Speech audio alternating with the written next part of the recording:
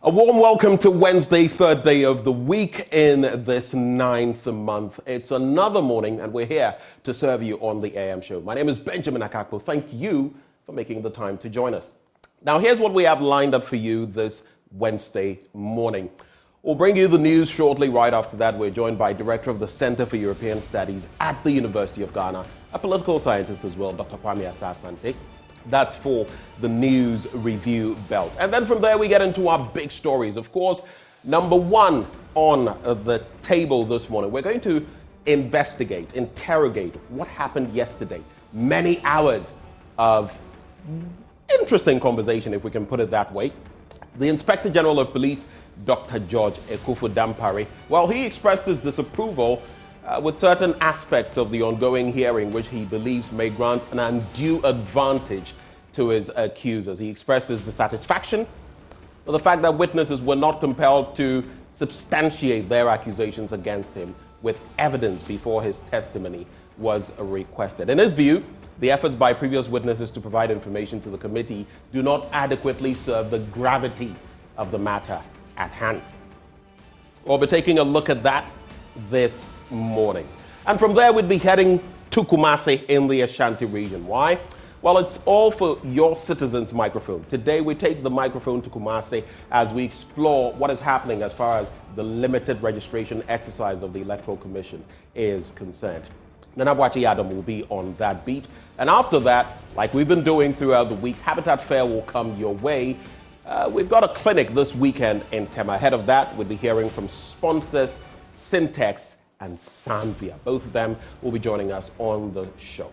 We'll also allow you to have your take on all the matters we're going to be discussing. Let us know what your say is, basically, what your thoughts are on the show and everything we do. My name is Benjamin Akakpo. Do stick and stay. The news is up next.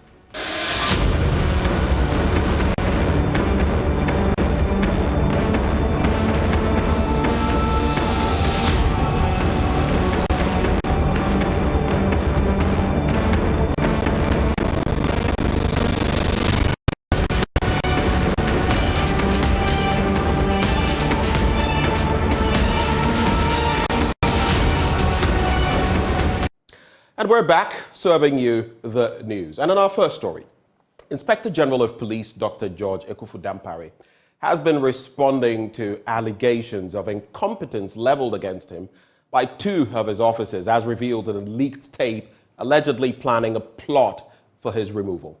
The officers in question, Alex Mensah and Superintendent George Asari, were captured in the tape engaged in discussions with politician Daniel Bugri Nabu.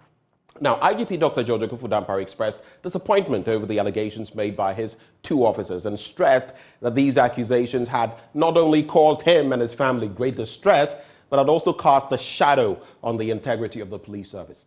Dr. Dampare firmly asserted that these allegations were unfounded, baseless, and unfair. At the time that they were making it, without a shred of evidence. And Honorable Chair, those wide allegations without a shred of evidence has brought a lot of pain to myself, my family across the country, and especially my wife and children. That you are so patriotic because you believe in what you call Pan-Ghanaianism, where you think that because of your multi-ethnic nature, everybody you see, as long as the person is a Ghanaian, is your brother or a sister, mother or father, uncle or auntie. Then the pain also to my command, my leaders, my team, that we work together, that you all know. And the pain to the thousands of police people who are appreciating the strides that we are making in transforming the organization to be the best institution in the country and a reference point for the rest of the world. They came, made all these allegations in order to cover up probably the shame associated with what they got themselves involved in the first place. And I, an innocent person, focusing on my job, working in concert with my team and all commanders across the country to keep the country safe and make it to be at peace with itself. I've been asked to come and answer to these allegations, which are wide, baseless. And I felt in my spirit that this is just not fair. It is just not fair. Are we killing patriotism? That anybody can just get up, make allegations upon allegations, and people who go across the country at times 48 hours without sleep, just keeping the country at peace, will be called to come and answer allegations that are unfounded. And that becomes something. Anyway, I'm here. I have no choice. I have no choice and have come. And I say it to the glory of God, my Maker, who sustains me every day. I will speak to the matters as you direct. And I'm doing this because of the respect I have for myself, for my family, especially my children and wife, for the office that I occupy, for my brothers and sisters who are sitting behind me, that we have pulled ourselves together in an unprecedented manner in a teamwork to get these things done for this country, and for the respect I have for institutions of state, including the parliament that we are here today. And more importantly, the respect I have for Mr. President Adranko Kufuor, for the honor that he has done me for making me the Inspector General of Police to work with my colleagues. And equally more importantly, for the respect I have for the good people of this country. So, Honorable Chair, I am here being asked to answer to why allegations unsubstantiated by my brothers in order to cover up their shame. I am ready. I thank you. Well, let's stay with the Ghana Police Service because the Ashanti South Regional Police Commander is asking residents in the Adanse Asokwa enclave to support police efforts in combating crime by volunteering information. DCOP Eric Ken Winful says it is only when the citizens realize and play their roles meaningfully that they can expect optimal performance from the police. He insists the era where policing was left to the Ghana Police Service to shoulder alone was over, as citizenry participation was needed in all aspects. The Ghana Police Service has since this year created 2 more police administrative regions, raising the commands in the Ashanti region to 3. Ashanti South Regional Police Commander DCOP Winful told residents of Shremwasi in the Adanse Asokwa district the idea behind the creation of new regions is to help bring effective policing to the doorsteps of the people. He charged residents to support police efforts to protect them by volunteering information. But to me criminal. We work with human beings. That is how to relate with the police. The relationship should be in a form of bringing safety. And yes, our China no be a confirm moto. She motorway is a mobile phone vendor. No more dear to equal so no more sika. We don't want that. And we be a fifium. 91 is a UTM. So please form partnership with the police. To form partnership with the police, and then say we will be no The newly constructed police station in the area was built through the financial contribution of Shremwasi natives abroad and through the communal labor of residents at home. Representative of Shremwasi residents abroad, Festus Ade, told Joy News they were motivated by a quest to improve the lives of residents and also uplift the image of the community. When we were born, we saw the old police station, and in the process, it was demolished. meaning that our legacy here has been removed or gone forever. So that was the first motivation to restore the police station that we knew when we were born. Looking at the numerous challenges that the government is facing, if you rely on the government alone for development and for that matter, the restoration of this police station, then it won't come on at all. And so we, the community, has to get involved. Actually, this is the first project, and we have many projects in mind. Meanwhile, the Ashanti South Police Command has agreed to upgrade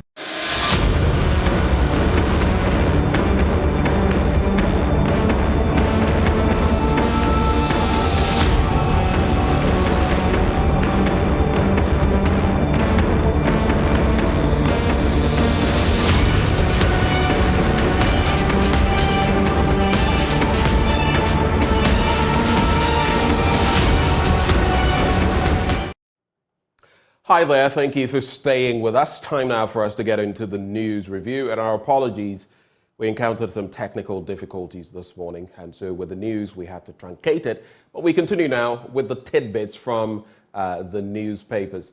I'll be joined shortly by Dr. Kwame Asah-Asante. He's a political scientist and director of the Center for European Studies at the University of Ghana. But as always, this segment is brought to you by Endpoint Homeopathic Clinic. Now here's what they're offering you if you're a man. Prostate screening for free. I know many of you have no idea what's going on in your prostate. I have a friend.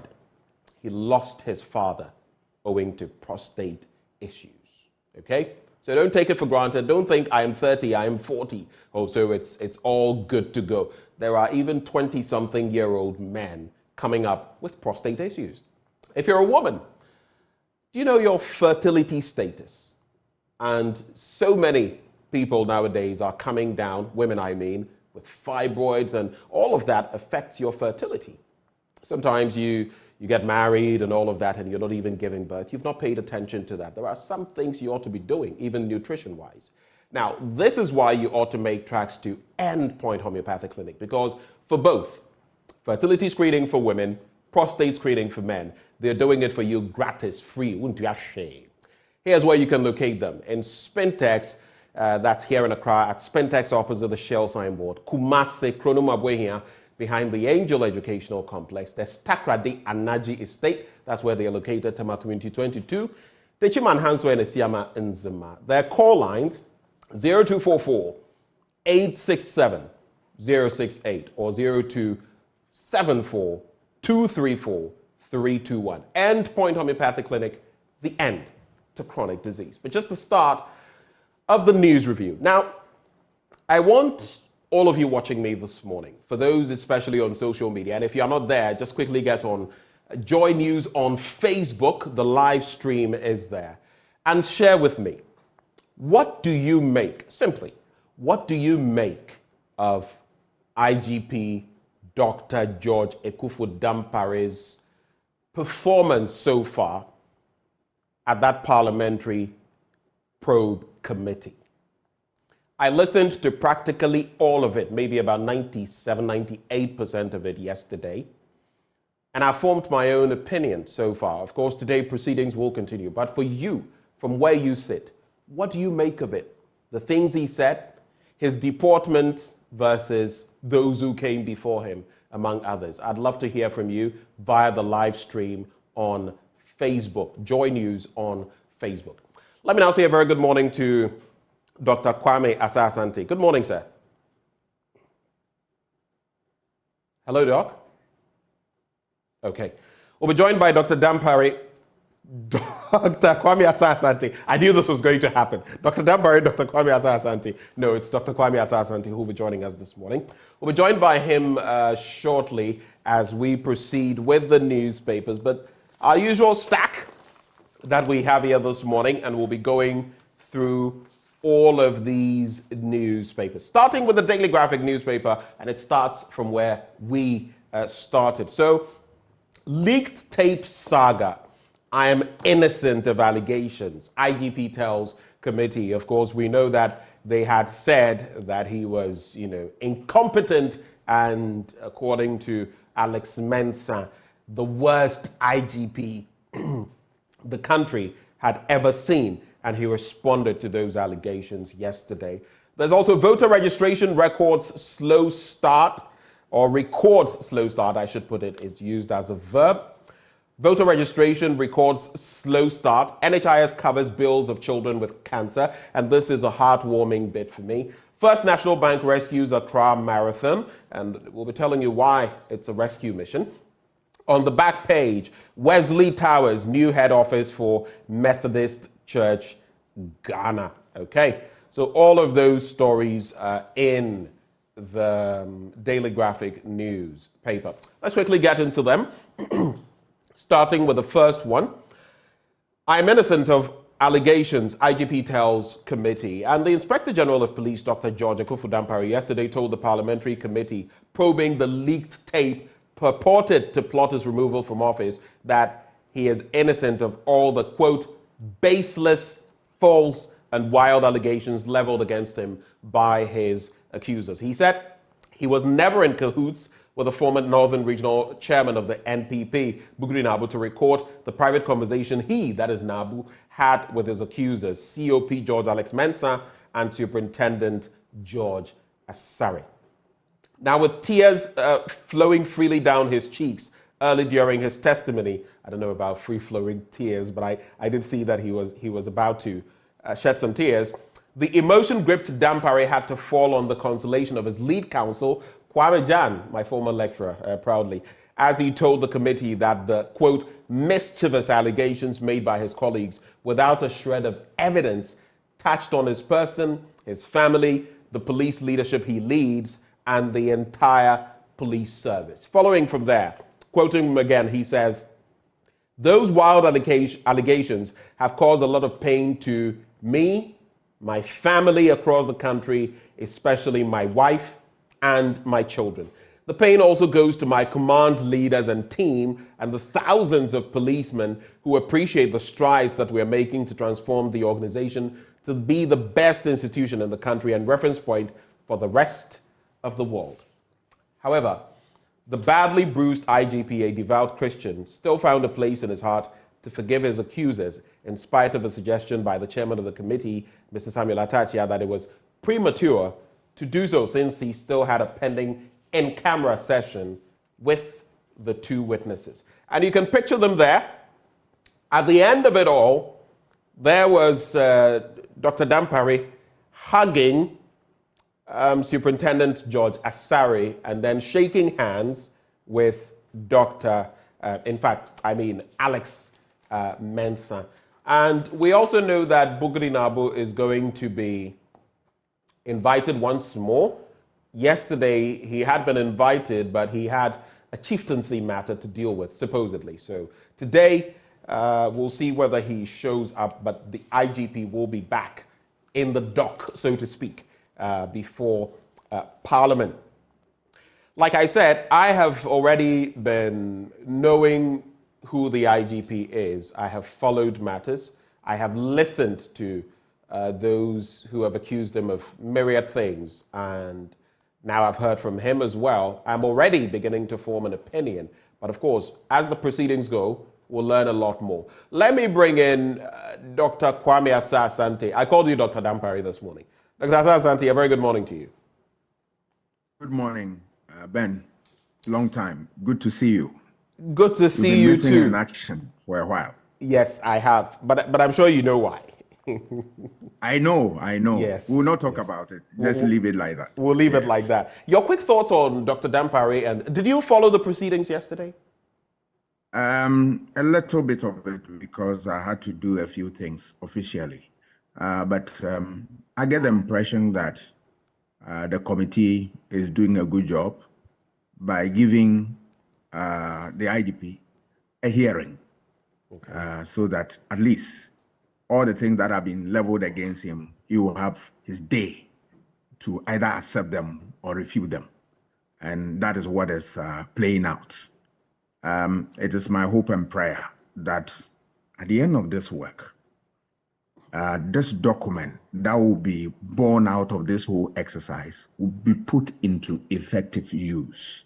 Okay. So that whoever comes to office as an IGP, we will use this document to prepare the person into office and shepherd the person so that he's able to do his work without any fear, without any favor, so that institutions will grow, so that institutions will not be undermined, so that at the end of the day, we'll have strong institutions. That's my hope and prayer. Because as an institutional scholar, I believe that the police is a critical component of any meaningful democracy. So once you have a problem at the very top, all right, you need to deal with it head on. Right. So that whatever it is the case will be brought out. Whatever it is not, and it is allegation, will be thrown into the lake of fire. So that at the end of the day, we all proceed and we know the direction we are going. Institutions are necessary and need to be strong at all times. When you look at everything that has happened so far, yesterday, obviously, palpably, visibly, the IGP was upset. He says this has impacted him, his family, the Ghana Police Service, all those who wish him well, and the entire nation. At a point, he nearly even cried, shed tears. At the tail end of it, he also said that, getting to the tail end, that he had forgiven those who had accused him in the persons of Superintendent Mensah and then COP Alex Mensah as well. In fact, Superintendent Asari and COP Alex Mensah, among others. But though you didn't follow all the proceedings, do you feel, with some of the things that have been said, and even those we may not know that will be said in camera, do you feel in the end they will unite the police service and make it better? Because the IGP said each time, with each IGP, he has learned from them, the good and the bad, the positives and the challenges. As a human institutions, these things are bound to come. But a leader is the one who leads with a vision, with the courage, and the tenacity for purpose. So I expect whoever will be the leader to be able to put all these attributes together and lead with example. And that is what I'm looking forward to. It is not an easy task. It's a very tall order. But I believe that anybody who has gone through the ranks and is at the end of the day appointed as an IGP, that's what it takes to be able to lead that important institution. So I believe that it is a difficult one, but that men who are put there have what it takes to work around it. I have confidence in those who obviously become the leaders of such institutions and their service commanders. So it is doable. I know it is doable. They should be able to rise up above the occasion. Doc, let's look at the other side. It's a human institution, and even the best leaders are still human, whether you're reading from ancient Greece or Rome or even in our current context. Today, right before I came on, I was also watching something about Joe Biden, and some suggested impeachment for him by McCarthy. Now, leaders are still human, and with some of the biting, scathing commentary on him, the most incompetent IGP in our history, that he doesn't listen to anybody, I listened to him talk about certain groups that claims had been made, he had formed this and that. And like I said, I formed my own opinion, but I want to wait till everything is done before I share that.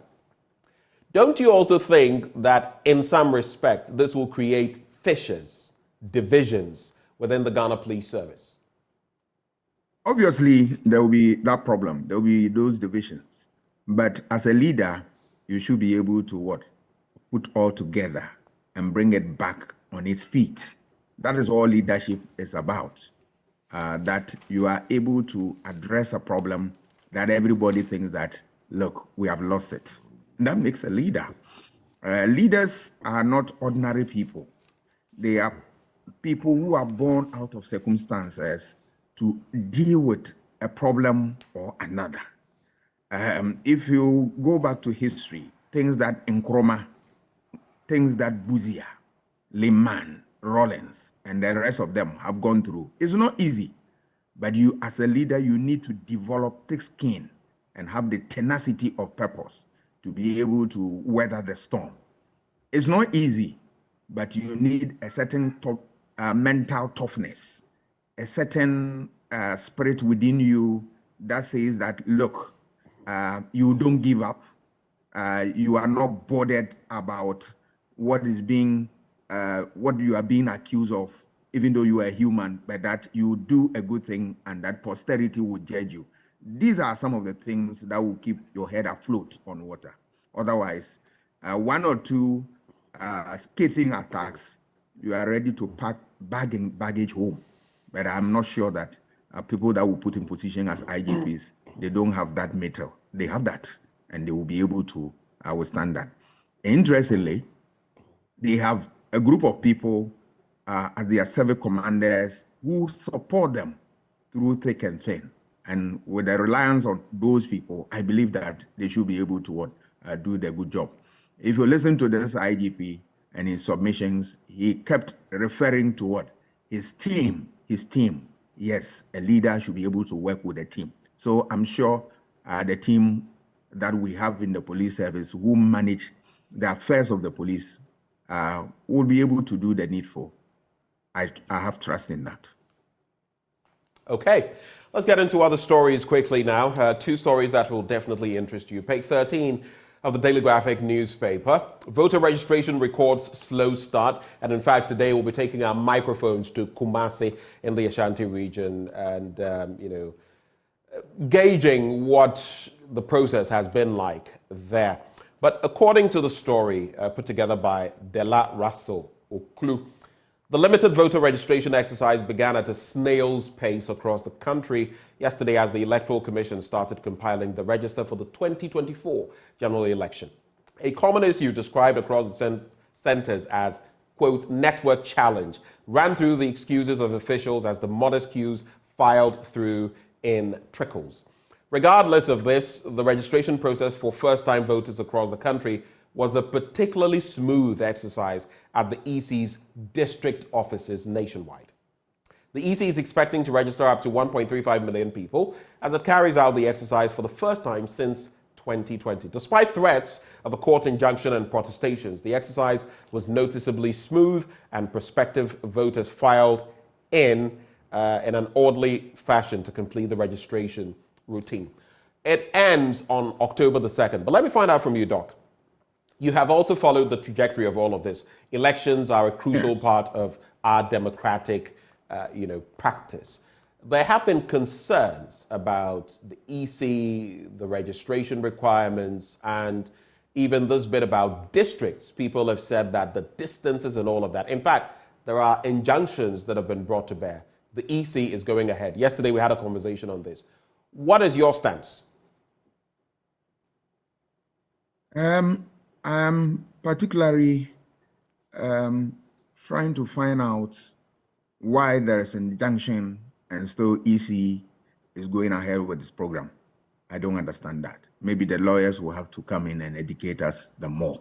Well, Kweku Paintel, just to interject, Kweku Paintel joined us yesterday. He's a lawyer, and he mentioned that the mere fact that you run to court to seek an injunction in a process like this does not mean that everything will come to a standstill. Of course, we know that in some instances, when you give due reason that maybe the consequences of something that will happen will be so grievous, a stay may be put on everything until some conclusion is brought to the matter. But in this instance, he suggested that the EC can go ahead until, even as the court processes also mature. And then depending on what the decision is from the courts, then maybe they will take it from there. But my concern is if the process has started on this basis already, whatever the court may say, it already means that some people will end up on the wrong end of everything that has already happened.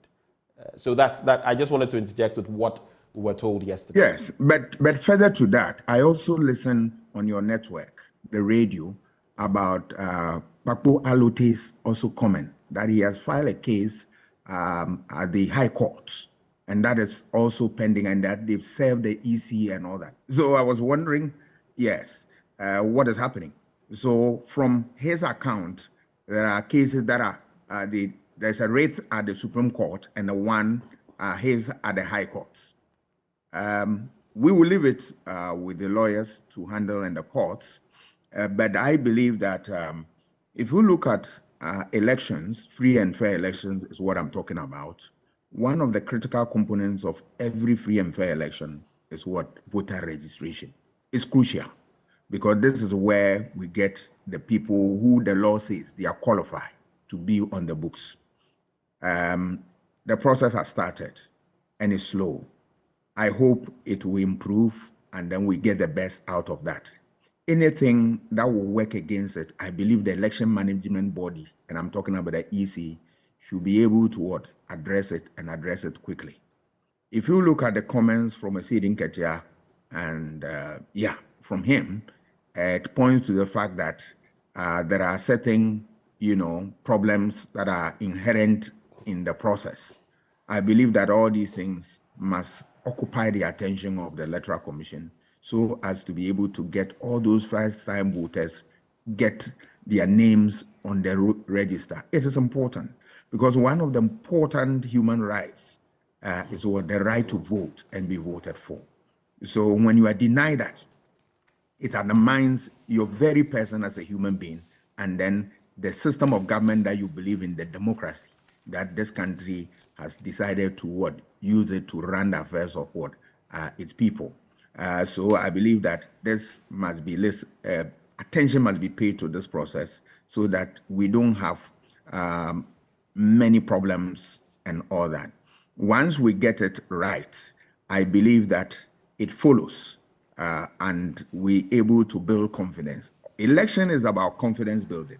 If people feel shortchanged, they lose confidence in the election. But remember that after the 3 phases of election, the last phase, which is the post-election phase, where results are declared, you need the actors to accept defeat and abide by the rules of the game. If people begin to doubt the process and they carry it through to the end, at the end of the day, if you don't take care, they won't accept results. And that, you and I know the consequence of that.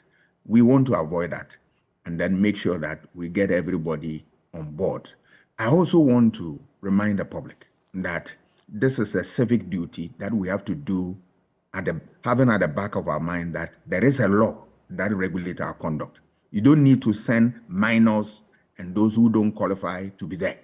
And anybody who wants to be used for that purpose, you have yourself to be blamed, because elections are meant for people who the law says they are qualified to take part. Any other person who is not qualified, please stay out.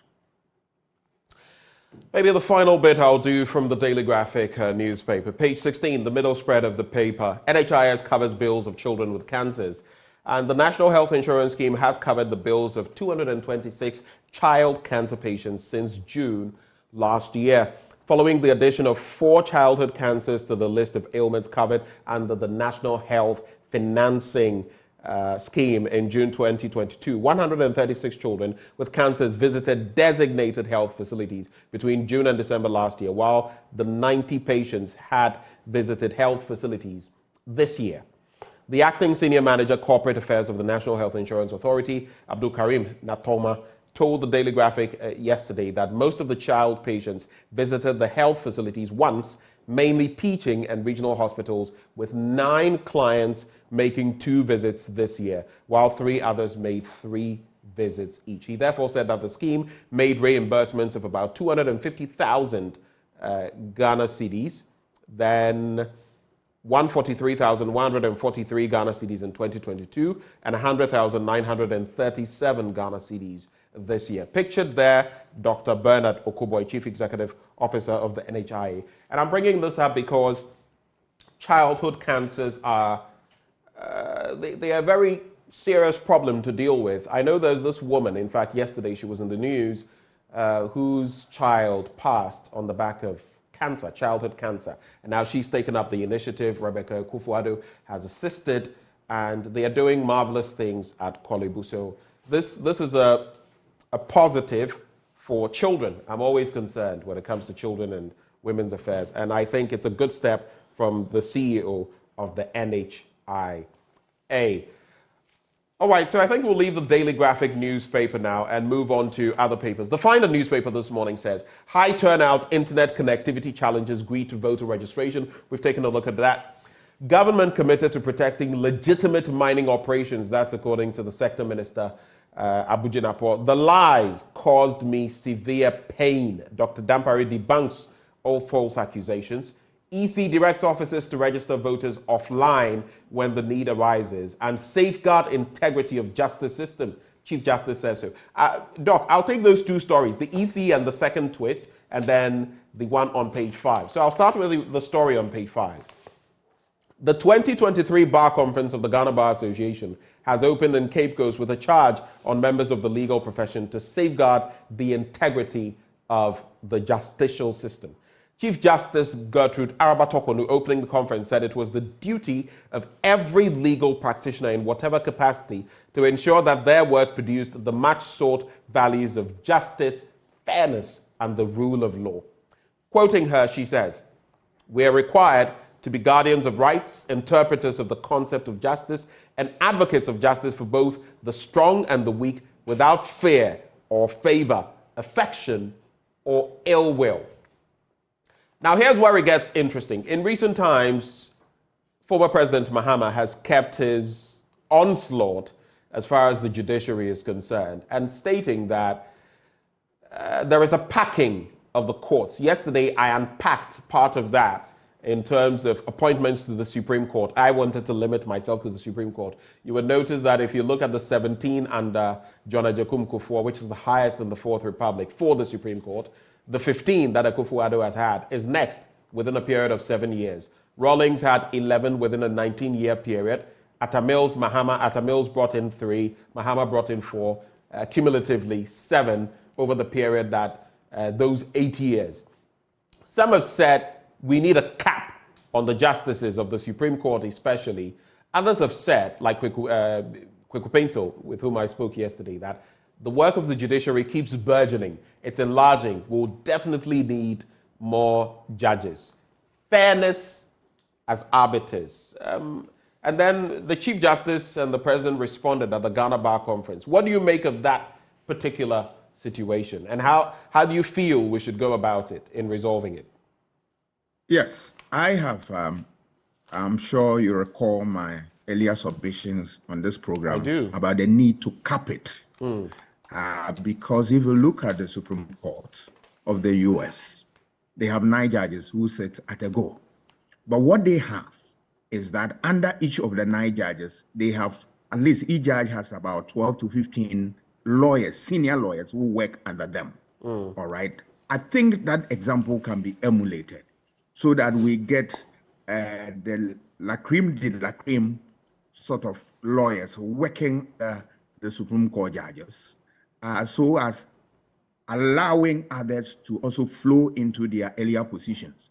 Once we do that and we place a cap and we support the judges with competent lawyers to be able to do their judgments very well, I think this problem of politicization, overpacking of the courts and the rest of them will be a thing of the past. Because if you look at the US, at times you have certain instances where a whole period of time you don't have a judge resigning or somebody going out, and you have the same team in place who sit at a go on each case. The argument that now we are having different problems and our problems are increasing by the day and all that, so we need more, I differ. I differ, because what is it that Ghana is seeing that the US has not seen? How many cases that we have in terms of everything that will supersede that of the US, that you need to have 15, 17 judges and all that? What is more is that these judges, per their rules of engagement, once they leave office, we are going to pay them their last salary till they die. All right. If you have more, can the country sustain this? So I believe that the way to go is to start with the capping, and then you support the judges with crack senior most lawyers to support them to deliver judgment, so that you can have all of them, and then let's reduce that number. Once you cap it, you reduce your cap, and then you make sure that that team sits on every case, all of them, like as it happens in the US. I think if we're able to go on this trajectory, it should be able to help us to address some of these problems. Because packing them or adding more, because the law says that the law doesn't speak about what a particular number, so you can add, it creates all manner of problems. And I believe that the way to go is to cap it, reduce the number, cap it, and then support the Supreme Court judges with a lot of experienced lawyers to work with them. I think that's the way to go. All righty, let's look at page 11 of the final newspaper. Limited voter registration, network challenges, delays exercise amid high patronage. And then there's also EC directs officers to register voters offline when the need arises. So the Electoral Commission of Ghana has directed its officers to register new voters offline if they encounter difficulties with the online registration system in the ongoing limited voter registration exercise. This followed reports of network connectivity challenges related to the online registration system, which delayed the registration process in some centers on Tuesday morning. The EC had explained that the online registration system would make it possible to immediately detect the double registration at the point of registration. Dr. Sribo Kweku, Director of Electoral Services at the Electoral Commission, told the Ghana News Agency Tuesday evening that there were initial hitches with the system on the first day. What do you make of this charge? In the past, there have been concerns about this offline situation, and we always seem to have problems with connectivity issues, network issues, and all of that. Is this the way to go with the offline system, do you think? I like the online systems. They are good because they are flexible and they are faster if the lines do work.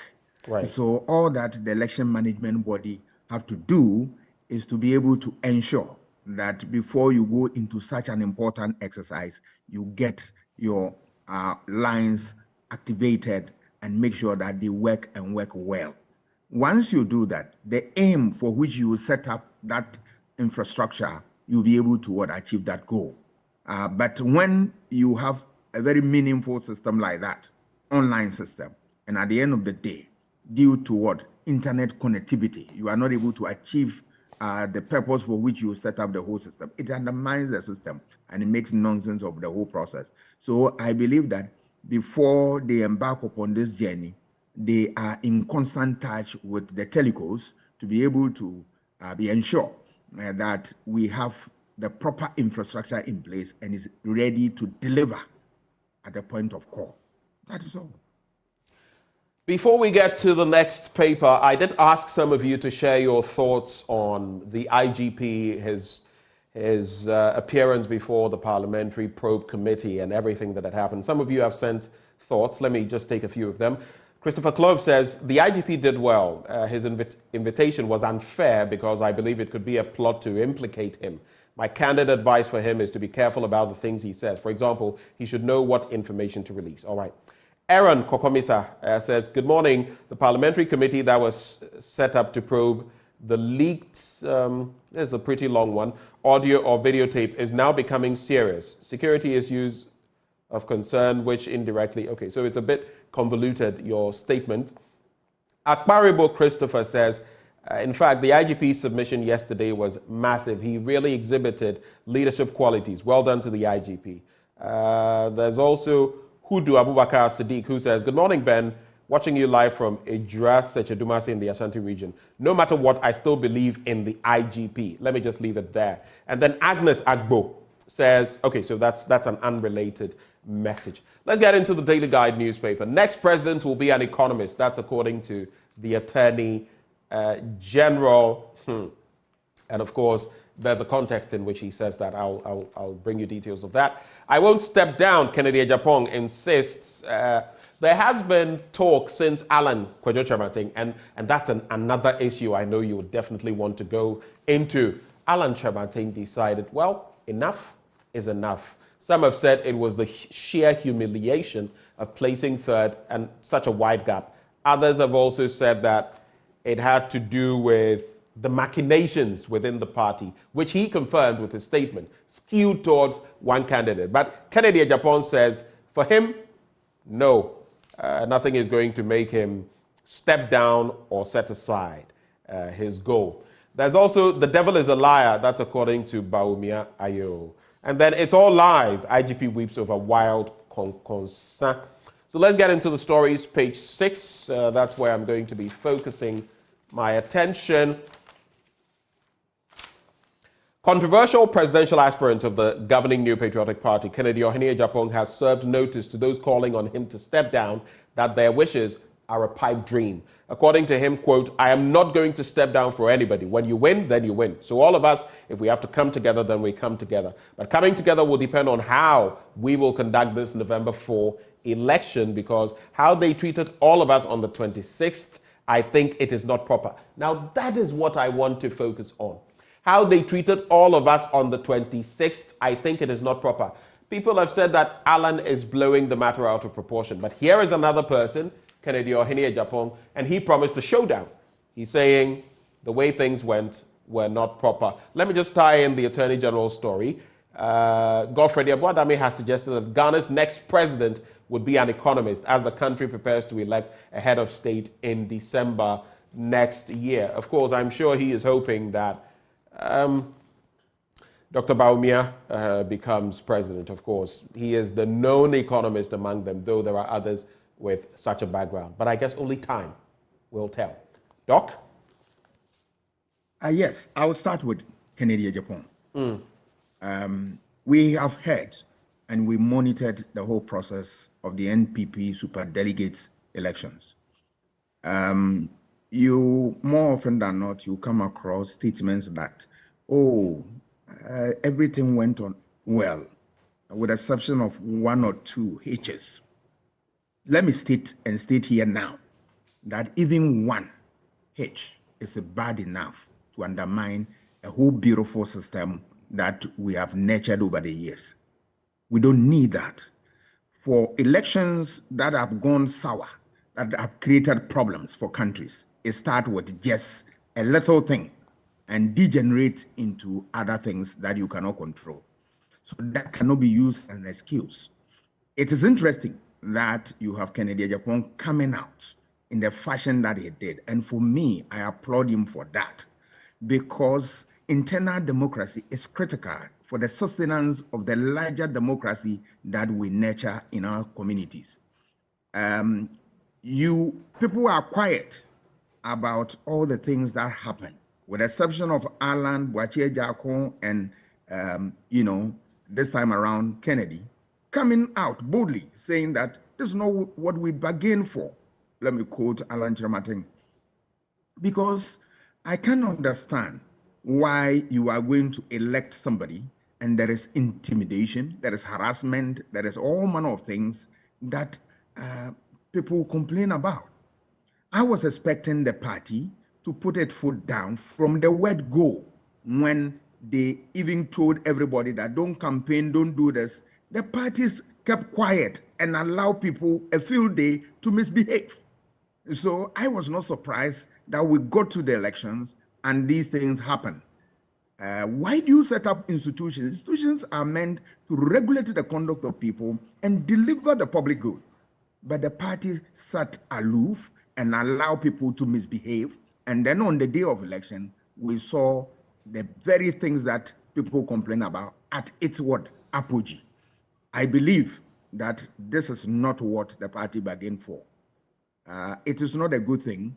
And that if they really want to remain united, they really want to be respected as a party that has imbibed the tenets of democracy, I believe that these problems must be looked at critically and addressed head on.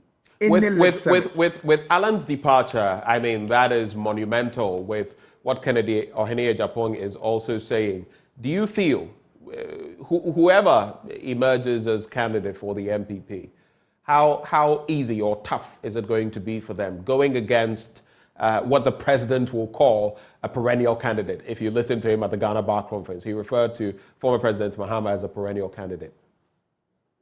If you look at what is happening, if care is not taken and this pain, people continue to express it, you are likely to have a situation where those who contest that election will whisper a word into the ears of their followers, and then the rest of the people will shy away from campaigning or supporting the party towards the 2024 election. That is one scenario. If this thing also continues, you are likely to have the leaders themselves who will fall out of this process, not taking part in the campaign process, and then make sure that they rock the boat. If you have any of them, it will become so worse if you have any of them going as an independent candidate, even though research has shown that independent candidate, you will not survive.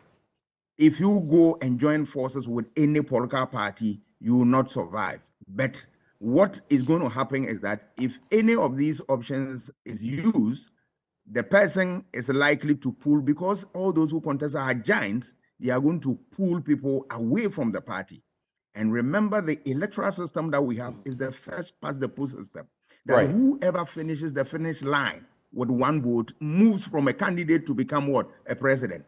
That is critical. So the numbers that those people will take away will obviously undermine the fortunes of the MPP. History has it, and you and I are alive to the history of the reforms which emerged as a protest party against the NDC in 2000. Where NDC lost marginally in that election, part of it or more of it could be attributed to the performance of what? Reforms. In places, NDC lost about 6 votes and Reform had about 250. One would have thought that even 100 voted for the NDC, they would have carried a day.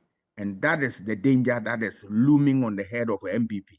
So I believe that they need to be sober and that deal with this problem and then try to reunite their front. And then don't do things to what? Aggravate the situation. Otherwise, I'm afraid they'll have themselves to be blamed. Thank you so much, Dr. Kwame Asah-Asante, for joining us this morning. Right before we take leave of you, just to give you these headlines. The Ghanaian publisher, I won't deprive anybody of their promotion. That's the IGP. And this final comment, Trips Montana says, those who don't know this IGP should get it now. He is a straightforward man. That is why some unpatriotic citizens are trying to plot against him. Bend is not his portion. Good morning. That's what you sent, Trips Montana. Doc, thank you so much for joining us. Most grateful. I wish you a good day. And I wish you same. That's how we cap off the news review this morning. Joining us, Dr. Kwame Asah-Asante, political scientist, director of the Center for European Studies at the University of Ghana. And the segment is always brought to you by Endpoint Homeopathic Clinic. They are offering you, if you're a man, prostate screening for free. If you're a woman, fertility screening for free. Locate them here in Accra at Spintex, opposite the Shell signboard, Kumasi, Kronoma here behind the Angel Educational Complex, Takrade Anaji State, Tema Community 22, Tichiman Hanzo and Esiamanzama. Their call lines 0244 867 068 or 0274 234 321. Endpoint Homeopathic Clinic, the end to chronic disease. Sports up next.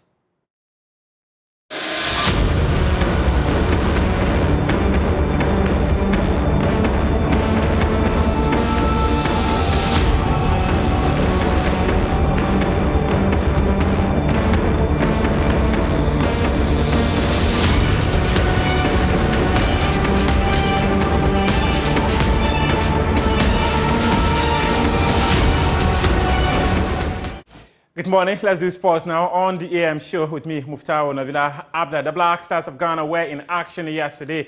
They came up against Liberia in an international friendly. They were also friendlies in Europe, and the Para Games came to a conclusion.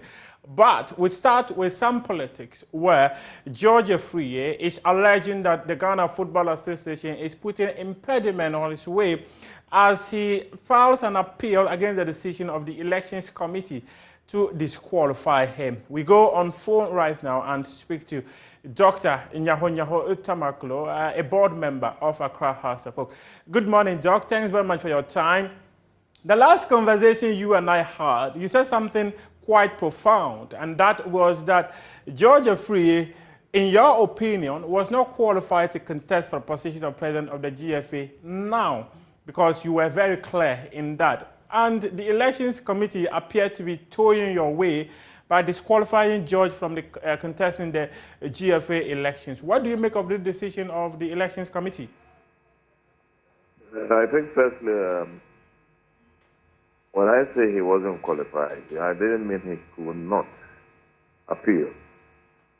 He has every right to appeal. I personally don't support anyone whose document does not fulfill the requirements of the statutes of the FA. However, if the statutes allow for amendment of the document, I don't see why anyone will be frustrated from handing over his form. So what happened yesterday really, if it's really true, then that is very unfortunate. I don't believe the FA has behaved well, if they know about it. The FA is a democratic institution, and such a practice does not augur well for the democratic institution they see themselves to be. Okay. That conduct, to me, was very shameful. It looks as if the principles and the statutes of the FA are not being respected. That is shameful and unfortunate. Now let me make this final remark. Elections must be conducted on an even playing field. If that is not done, it ceases to be an election. So that's all that I would say. Doc, tell us, the statement that was released by George Afriyie, he said first, when he got to the GFA Secretariat, security did not grant him access. It took a phone call he had to make to someone who is close to him and also a former vice chairman of the Ghana League Class Association to come before security granted him access. And the receptionist also refused to take their appeal form. So what advice would you offer to the FA, considering the fact that many people are taking legal actions against the football governing body, which many say is derailing the processes leading up to elections? As I said earlier, he has every right to have an appeal heard. Now, if he was prevented at the gate from entry, that is very, very wrong. And the FA, in particular the president, can easily be moved out just on that, if he's aware. And if he's not aware, I'm telling him. The democratic institutions that they are enjoying there now, I brought a proposal. And that led to my exit from the FA years ago. Because Kojo, what do you call it? The then minister, Kojo, I'm even forgetting the name. Was it Kojo Bawuredu? Kojo Bawuredu, we had a discussion, and I suggested to him that it might be better if we have officers at the FA elected, including the executive officers. So he charged me to prepare a memo, which I did. And the memo got leaked. And that annoyed the then executive council, or what they call themselves at that time, because a lot of the proposals I came out with affected them. And some of them knew there was no way they can win a democratic election. And then they planned to impeach me. I went to court. The court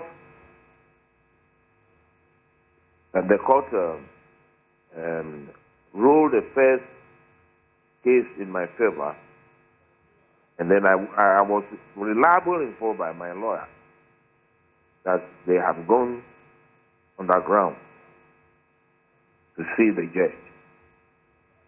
And I decided immediately to resign. And I resigned, sent my letter to the ministry And Madam Elizabeth Ohini was the one who accepted my letter of resignation. Okay. She did that on behalf of government. Okay, Doc. So if finally the documents, I sent the documents to FIFA myself in those days. Finally, FIFA agreed that they should be done, and that is what we are enjoying today. They should not make a mistake at all in trying to prevent anybody the way they did what I saw on the television yesterday, physically preventing people, the person from entering. That is totally wrong. That is, if Afriye has been found not to have got his documents in order and he has put them right, he should be allowed to hand them over. Okay. Doc, thanks very much for this message to the Ghana Football Association today. We really appreciate your time.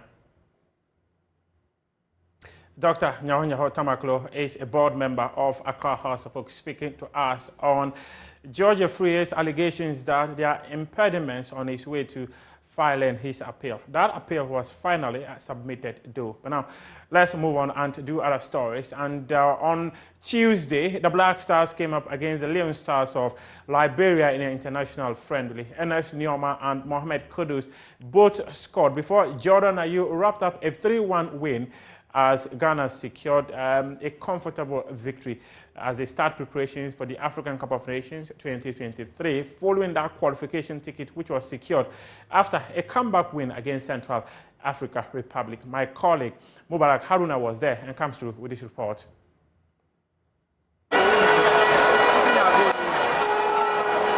It was largely a second-string side as Medeama Sporting Club left-back Hamid Fatau, Turkish-based defender Kingsley Schindler and striker Antoine Semenyo of Bournemouth all handed starting spots. Semenyo could have given Ghana the lead in the first half after racing clear of the Liberian defense but could not find the back of the net.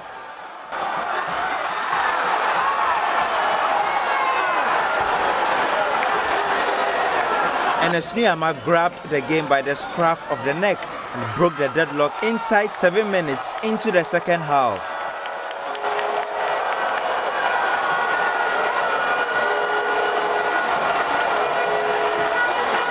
Nioma then turned provider as he set up Mohamed Kudus to double Ghana's advantage.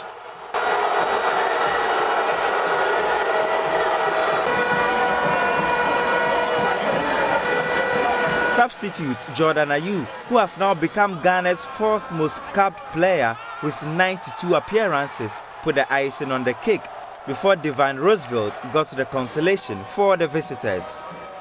It was a result head coach Chris Houghton was content with. It's about what you can get out of them in 2 days, which is difficult. We only have 2 days training before the first game.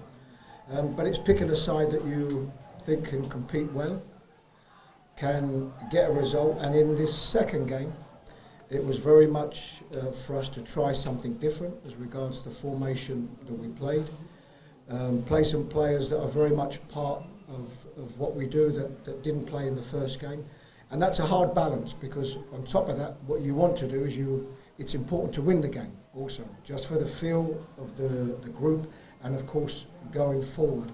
And of course for us to score, disappointed to concede the goal at the end, but to score 3 goals and in a game where maybe we could have scored more, then I have to be happy with that. Having faced the Black Stars as part of their preparations for the 2026 World Cup qualifiers, Liberia head coach Ansumana Keita described the Ghana team as a work in progress. If you look at Ghana for the past 1 year, you know a team that went to the World Cup, we have to respect them. And 2, Ghana been a better side for a long time, like Liberia too. We are our better side. And we have beaten Ghana before, Ghana have beaten us. So it's on both sides. But today's game, it does not mean that Ghana was over superior to us, no. 1, Ghana was playing at home. That's 1. And 2, the second half, we made some missteps. Yes, Ghana has a good team, but they still need to work hard on that. Yeah, They have a good team. They seem to work hard. They got good players. And what I saw is that they play like people. Yes, but when it was a different game, it could be different football today. Trust me. After 5 games as the head coach of the Black Stars, this match here is a match that Chris Hilton would be proud of. But the job is not done yet. 2 friendlies next month against Mexico on October 14 and the United States of America on October 18 will certainly give Chris Hilton the time and opportunity to reshape his team ahead of next year's Africa Cup of Nations. The 2 matches will certainly give an inkling as to how the Black Stars will fare at the tournament in Ivory Coast. Haruna Mubarak from the Accra Sports Stadium for Joy Sports. Now, let's go to Macdan Park in La, where the closing ceremony of the Para-African Games took place. And my colleague, Elon Benaya Defiamakwa, was there and comes through with this report. History was made as Ghana hosted its first African Paralympic Games. After 10 days of hosting over 10 countries in Ghana, the Games, which saw Ghana win gold in the men's amputee football, came to a close as hundreds of people gathered at the Magdanla Town Park in Accra to celebrate the occasion. The Ghana University School of Arts delighted all attendees with a cultural display.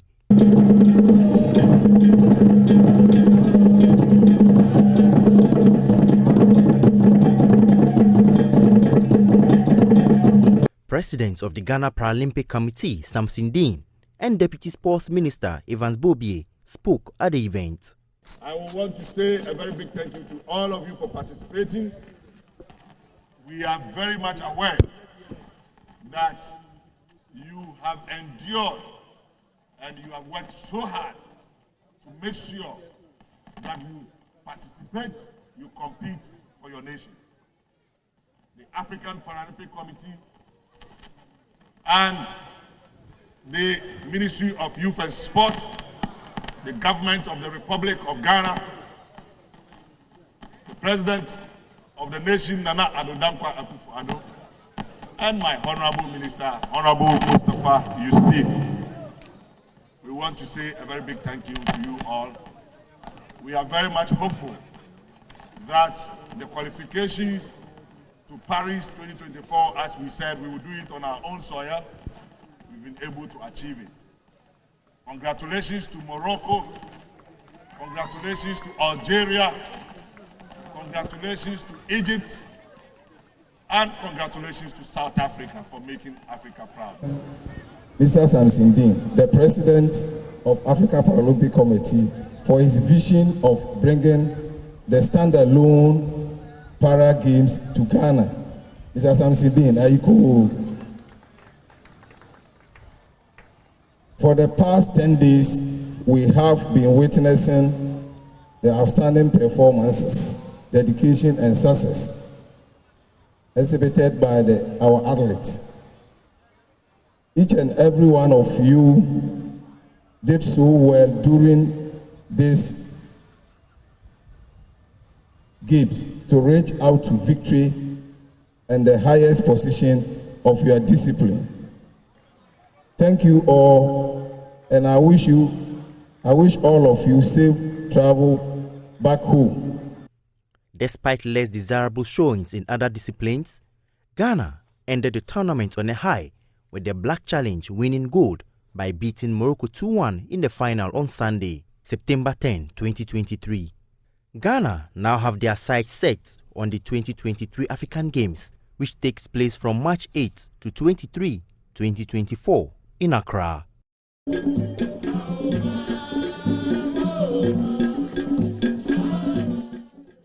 Now break over. Club football returns this weekend. This will wrap up AM Sports here with me, Muftao Nabila Abla. You can head on to myjoyonline.com and read some more sports stories. We appreciate your time this morning.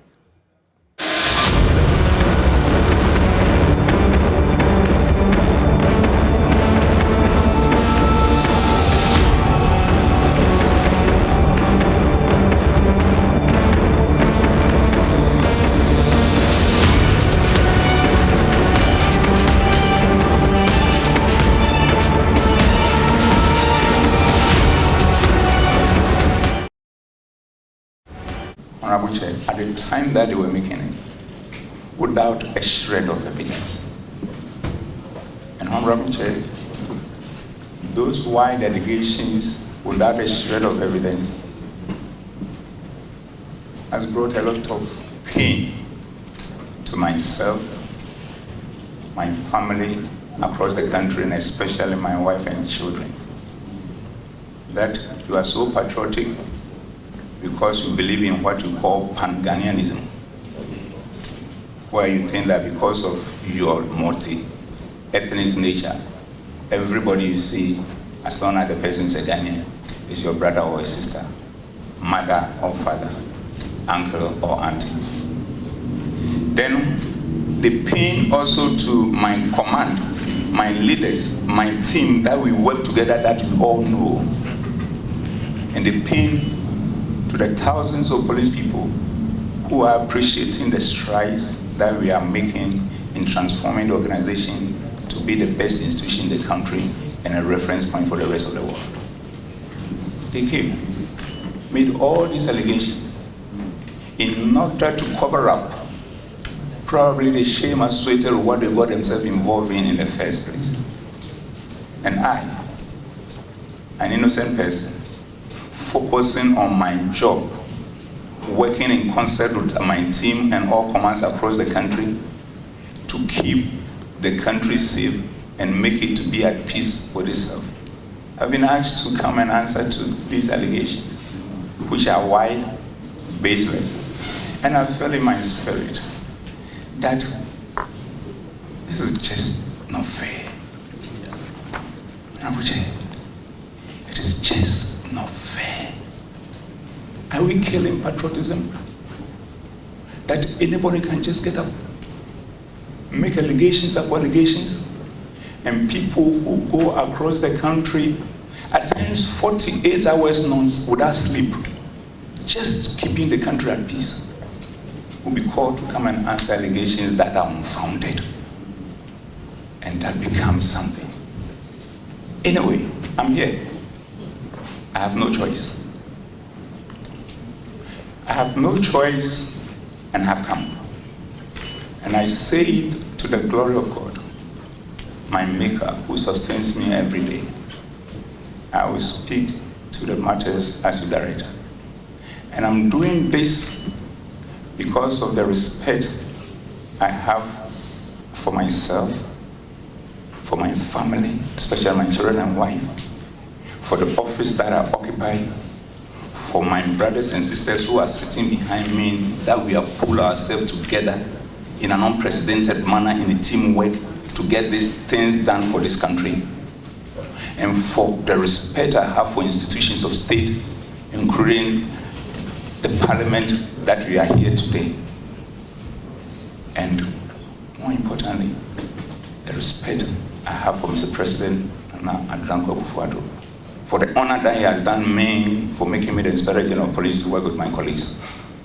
And equally more importantly, for the respect I have for the good people of this country. So, Honorable Chair, I am here being asked to answer to why allegations unsubstantiated by my brothers in order to cover up their shame. I am ready. I thank you.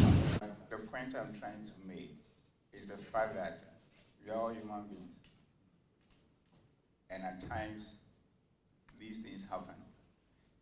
You may have all what it takes to handle the situation, but when you are speaking to a matter and the feeling of how you feel comes on board, it's normal.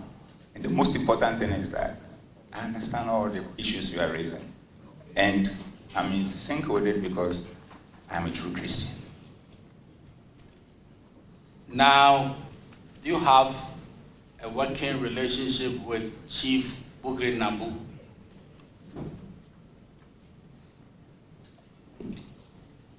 Honorable Chair, I do not have a working relationship with him.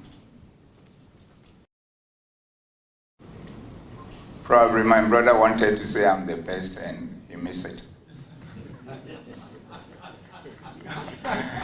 Because the records are there for everybody to see. The beauty of mankind is that everybody has an opinion and he can express it in any form or shape, but that has not changed the facts.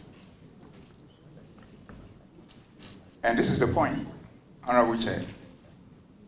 Since my colleagues and I, and the rest of the commands across the country, had the opportunity, by the grace of God, and the honor done me by His Excellency the President, Nana Addo Dankwa Akufo-Addo, we committed ourselves to transforming the organization to become the best in the country and a reference point for Africa and beyond, in a teamwork fashion, based on Genesis 1:26. So even granted that I'm the West, then all of us collectively are the West, including probably my brother who was serving in that capacity as member of the team that I lead. So I think it was a slip of tongue on his part.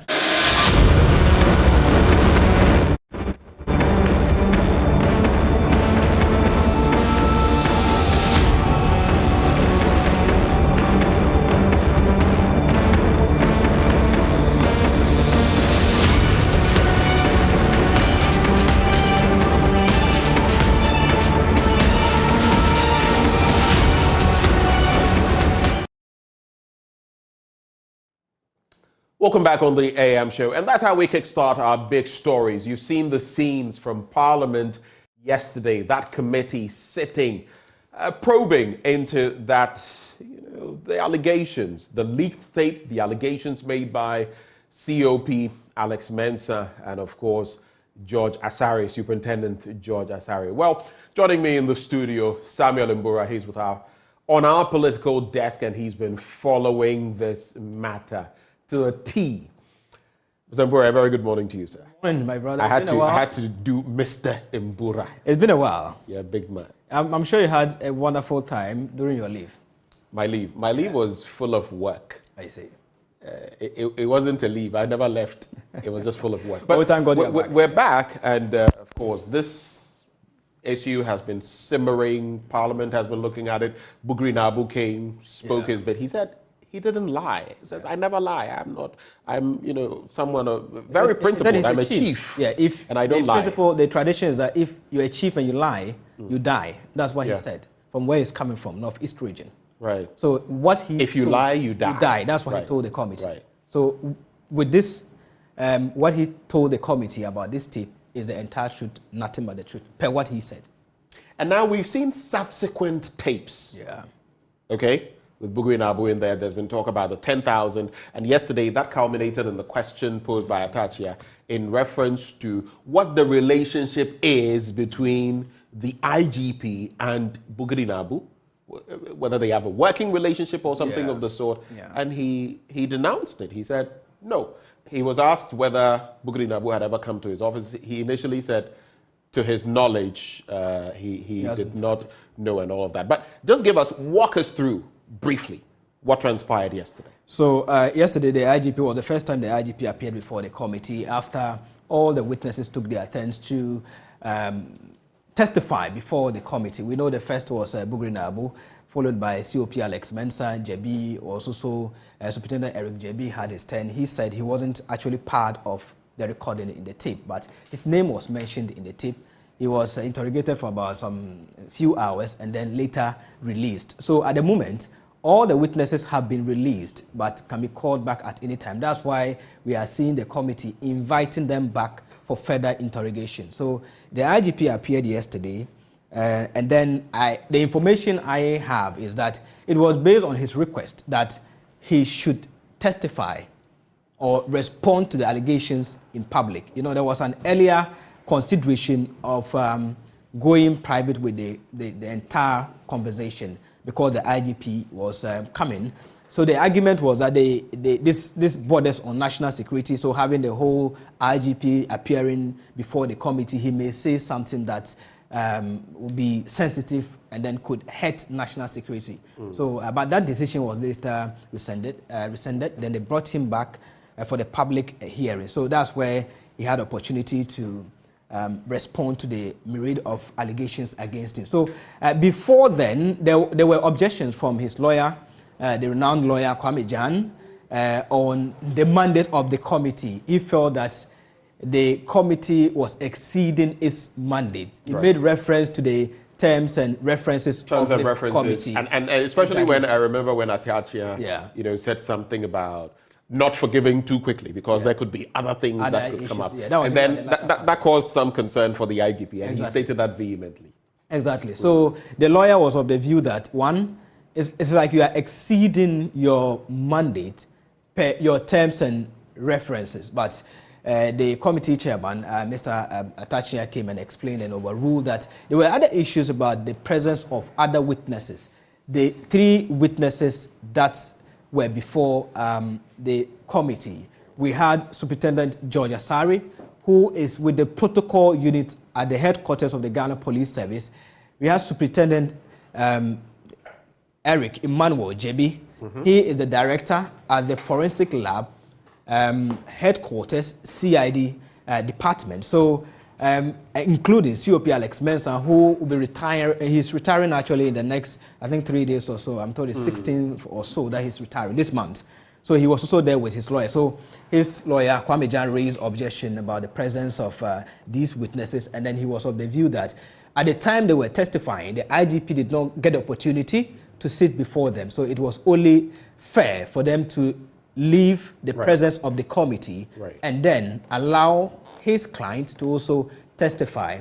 However, the chairman wanted the lawyer to convince him that they were likely to suffer any injury with the presence of the witnesses. So all these back and forth were actually overruled by the chairman of the committee, and then the proceedings began with Dr. Akufu Dampare coming to testify to the allegations. On the face of it, of course, there was cross-examination, if you like, from the other side yesterday as far as Dr. Dampare is concerned. Today, he has to make a return.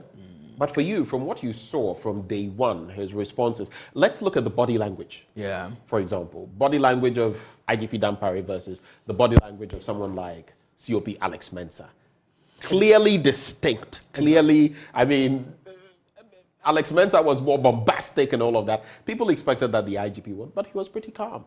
Yeah, so if you know the IGP, that is his nature. He's soft-spoken. He's a soft-spoken type. And we know Alex Mensah with what he, I mean, in his body language, in his communication or informal communication with people, you know that he's the type that is outspoken, unlike the IGP, who is a soft-spoken type and all that. So it wasn't surprising to have heard the IGP going soft on the issues. And if you look at the way he runs the Ghana Police Service, he does that on more or less a brotherly manner.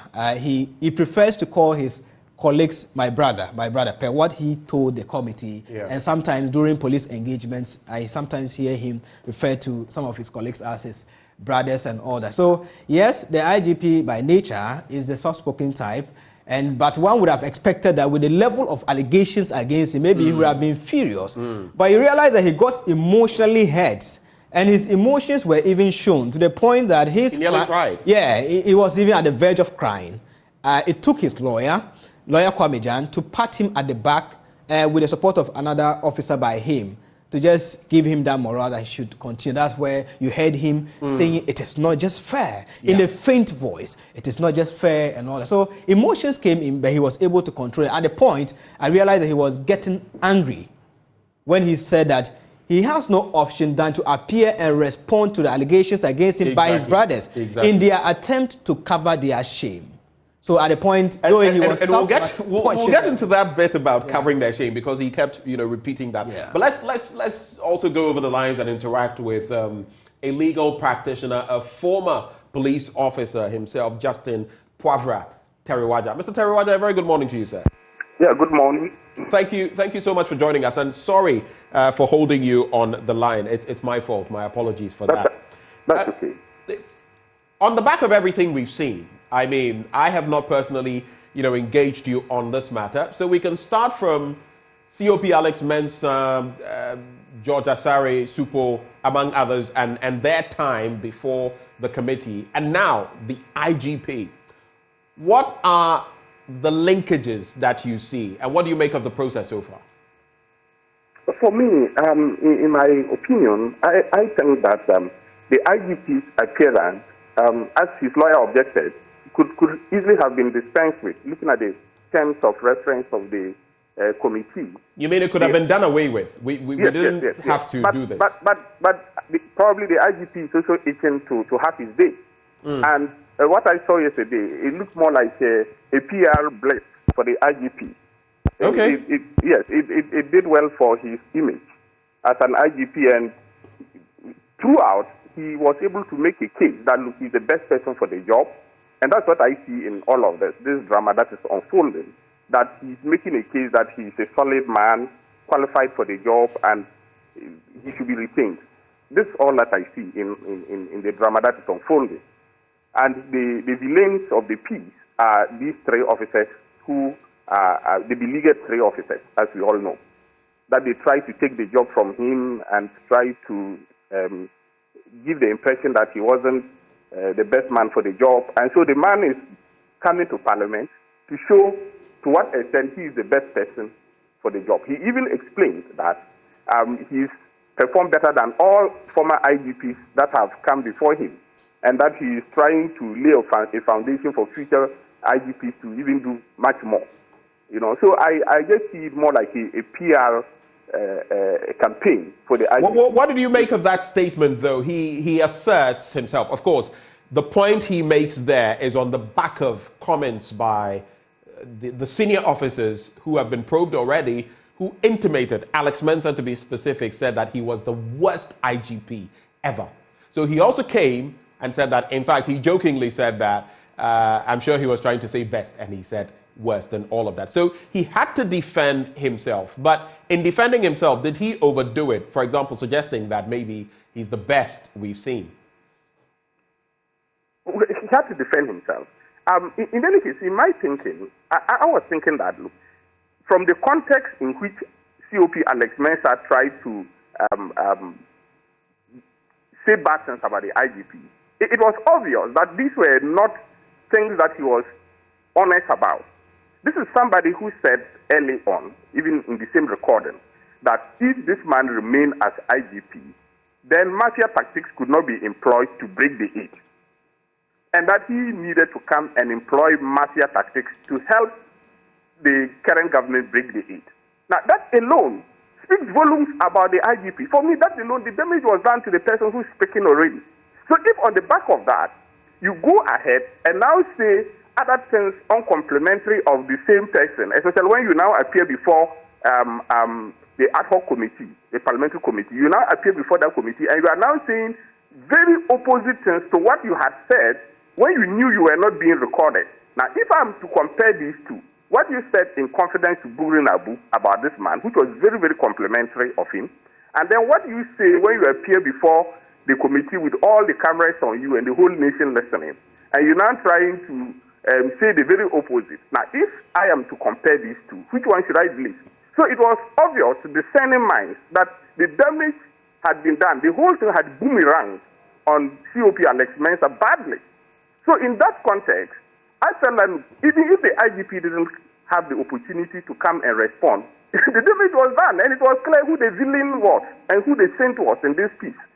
So the IGP getting this opportunity for a media or PR blast, it is just like a shot in the arm for him to explain how he is the best person for the job and why he should be retained till after 2024. That's all that I'm seeing in all this drama. In other words, you're trying to say that COP Alex Mensah did damage to himself, and now he's trying to... So let me ask you this. Some have said that, of course, the IGP has come to, explain himself. Today he will be back. But like you said, Alex Mensah didn't know he was being recorded. Yes. His deportment, his demeanor was very different. Then when he had been recorded and came before the committee probing the matter, he painted those who supposedly had recorded him, Bugri Nabu and the others, in a bad light. Are you saying then that some of the things he said were merely to justify what had brought him before the committee in terms of the leaked tape? I don't know whether you get the context of what I'm saying. I get it exactly. And exactly the IGP referred to that when he said that they had gotten themselves into some disgrace, and they were then trying to wiggle out. The IGP probably, he didn't use the exact word, but I remember he mentioned the word disgrace, that they got themselves into a hole, and they were then trying to get out. And then they felt probably throwing mud at the IGP will help them clean their own images. You know, and in that context, that's why I felt that even if the IGP didn't come, and Ghanaians are discerning people, what you say about somebody in private and without knowing that you are being recorded, I will put much premium on that, much more premium on that than what you say in the open when you know everybody is watching. Then you are putting up an act. And so between the two, it was clear to any discerning person that this is an IGP who was upright and doing his job fairly and firmly and efficiently. But because they wanted his job, the only thing he said about the IGP was that he was not politically aligned in the secret recording, and that he was going to be politically aligned to do the bidding of one side. And that was his selling point for wanting to become IGP. And so the damage was clear. So by appearing before the committee, COP, Alex Mensah and others, and admitting that these were their voices, it was clear from that point for me. And I felt that the IGP's appearance is, well, it could have been dispensed with, but it's an opportunity for him, and he snatched it for a PR blitz. When the issue of lobbying came in, I mean, the IGP himself didn't really have anything against it. I think a question was posed in respect of whether Bugri Nabu had even, put in a word for him before he became IGP, though he mentioned that he did not have any real relationship with Bugri Nabu. But before we come and focus on Bugri Nabu, I want us to look at other things. The IGP may have come through unscathed as of yesterday, but there have been claims about his forming, is it the Dampare Forces? Special Unit, among others. In there have been accusations about promotions. There have been accusations about visits of the former President John Dramani Mahama, which he said never happened. And in any case, he clarified that, look, I am here to serve all citizens. And in case, if the former president were to say that for X or Y reason he wanted to see me, I wouldn't denounce him. He is a citizen of the land. All of this is playing into the political terrain. What does it do to the IGP in terms of his image? It's like putting his image on steroids. That's how I see it.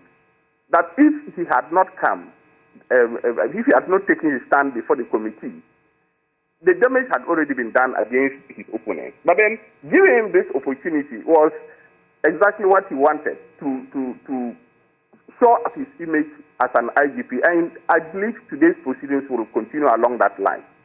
So you feel the IGP has scored his 3 points against his opponents, so to speak? So much so. All right. He has scored 4 points so far, and we'll see what happens today. And I think it's going to continue on the same trajectory. Before we get into what your expectations are of IGP Dampare today, and maybe what you see happening at the end of all of this, Bugri Nabu is also set to come back. You've seen the subsequent videos that emerged post the leaked tape. We've also seen the video where he talks about 10,000 Ghana cedis that is paid to him, which brought about the questions of the relationship between the IGP and Bugri Nabu. What does that also create by way of, I don't want to say, by way of the IGP in terms of his relationship with Bugri Nabu? What would it say if there were some evidence that, in fact, the IGP knew that these people were going to be recorded? That if the IGP knew that these people were going to be recorded. In other words, he had foreknowledge of the recording of the three. Or if he had foreknowledge and it had a hand in it, then it further shows that in terms of intelligence, he probably is better at the job than those who were trying to take his job. Because if a whole commissioner of police can end up in such a situation, walking into a trap without suspecting anything at all, then it gives the impression that he probably wouldn't be better at the job than the current IGP. So if the IGP is the one who really masterminded this, then it's even a thumbs up for him. It shows that, look, when it comes to national security, he will be able to perform much, much better. And we have to also be mindful of the fact that, look, there are so many coups around in West Africa. And if we have an IGP who can infiltrate the enemy camp and then bust it like this, then it shows that, look, this is somebody who really deserves his job. So you're suggesting that on the part of COP Alex Mensah, George Asari and others, this would be ineptitude and, aptitude, if you like, for the IGP. But what do you say about these tactics? In a court of law, for example, there are certain considerations when it comes to recording someone without their foreknowledge. Would this be right if it were proven that he somehow was behind it? Would it be right per your standards? The Supreme Court, yes, the Supreme Court has ruled on this, and for fighting crime and other kinds of unlawful behavior, it is right. Because if you are to carry, the right to privacy has to be balanced against the right of the public interest. Let me put it that way. But my question, pardon the intervention. My question is, in this instance, is it crime being fought? Is it? These are people who purportedly solely are going for his job. That's all they're doing. But it has national security implications because they were going for the job and they themselves, on their own admission, the reason was to employ mafia tactics to cheat on the elections. To cheat during the elections, you understand. So then, it has national security implications. We have Ayawaso West Wogon, where people suffered some, were maimed. We have Tikuma South, where people lost their lives. And then, if this is done, and this is just at constituency level, so if this is now brought up to the national level and replicated, you can imagine the national security implications of such behavior. So then, if this is even more than crime, because if the whole nation is to end up like what happened in Tikuma South and Ayawaso West Wogon, you can imagine what will happen to this country. So if an IGP is able to infiltrate the other camp to thwart such efforts, then it is kudos to him. So in this type of behavior, if somebody has to record you, I think it is all well and good because the Supreme Court has made exceptions to the right to privacy against recording people without their permission. There are exceptions for fighting crime and issues of that nature. So a recording of this nature should not be against the law, per what the Supreme Court, how the Supreme Court has interpreted the Constitution along that line. What do you make of the interdiction, which was implemented, enforced, and then withdrawn? Yesterday, the IGP spoke about it, mentioning that he recused himself. He had nothing to do with that situation. And then the bit about promotions as well. There has been a lot of talk about that. He says he's not done anything out of the ordinary. There are systems in place. There are things that should be done. And he's just going according to, the processes. What do you make of those two? Yes. Oh, yeah. Well, on the issue of interdiction, in my opinion, the interdiction is more of an administrative measure. And when it comes to administrative measures, it comes under the executive arm of government. And as I was saying, under Article 130 of the Constitution, the Parliament of Ghana has power to set up such committees to help Parliament discharge its functions properly. So if an ad hoc committee is set up by one arm of government, it does not preclude another arm of government from also performing its role. That's my candid opinion. That I think it's under Article 103. Sorry, under Article 130 is under the judiciary. So Article 103 enables Parliament to set up such committees to help Parliament sharpen its focus in its deliberations and in making legislation. So that is on the legislative side. But when it comes to the executive side, where the police administration is part of the executive arm of government, they also have their remit. And when interdiction the people are interdicted, it will not be right for someone to say because the legislative arm of government is acting on it, then you cannot, the executive arm of government must wait. I say this and I'll draw this example. For instance, when a policeman shoots someone wrongly, he can be prosecuted, and once the prosecution is going on, a civil suit may also be going on in a different court. And Thirdly, an administrative disciplinary trial may still continue. So all these three can run concurrently against a policeman when he misbehaves. So why should it be that when the executive arm is taking action against the same police officers, then the legislative arm must wait, or when the legislative arm is deliberating on it, then the executive arm must wait? It is not the case. These can run concurrently. And one of your panelists said this morning that COP Alex Mensah is left with just a few days to go on retirement. Right. Now, so then what happens when he goes on retirement? You go and say you are going to interdict him again when he's now on retirement? Shouldn't the interdiction precede the retirement for a matter to be looked into? You know, so these so you are not for the withdrawal of the interdiction at all. I think that you would have wanted the interdiction to be maintained. Exactly, because you see, it is a different kettle of fish altogether. So once the executive arm of government has interdicted him and it is being looked at, it should be looked at dispassionately and independent of what the legislative arm is doing, because they are operating under different regimes. You have called what was done, you have said that it borders on national security. Do you feel what COP, Alex Mensah and others did is treasonous?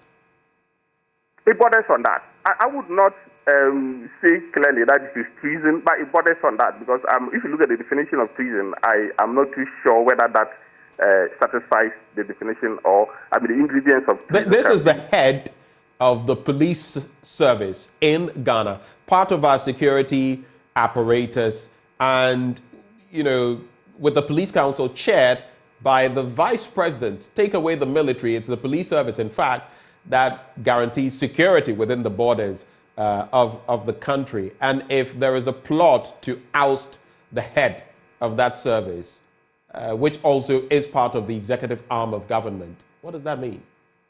But it was a plot to oust him in accordance with law. Because then the IGP can even... This morning, the IGP probably last night had a bad dream about the IGP. The president probably had a bad dream about the IGP. And he can change him this morning. So the president need not assign reasons why he wants to change the IGP. So, and I think it was in that light that COP Alex Mensah wanted to have his bite at the IGP position before leaving the police service. So he was more like a desperate person who would say anything just to also get the chance of going out as a former IGP. That is how I see this. And he was doing it, the lobbying, yes, in accordance with the law, and trying to get the IGP replaced. And the IGP himself even referred to this. He said there are three types of people: someone who is do anything just to get a position, another person will lobby conscientiously, somebody else may even not lobby at all. You'll be sitting down, and then people will think that, look, you are the right person by your track record, so we want to appoint you. So they will even look for him and encourage him to take the position. So he said there are three types of people, and he felt that what the other officers did was crossing the line. They went beyond what would amount to conscientious lobbying.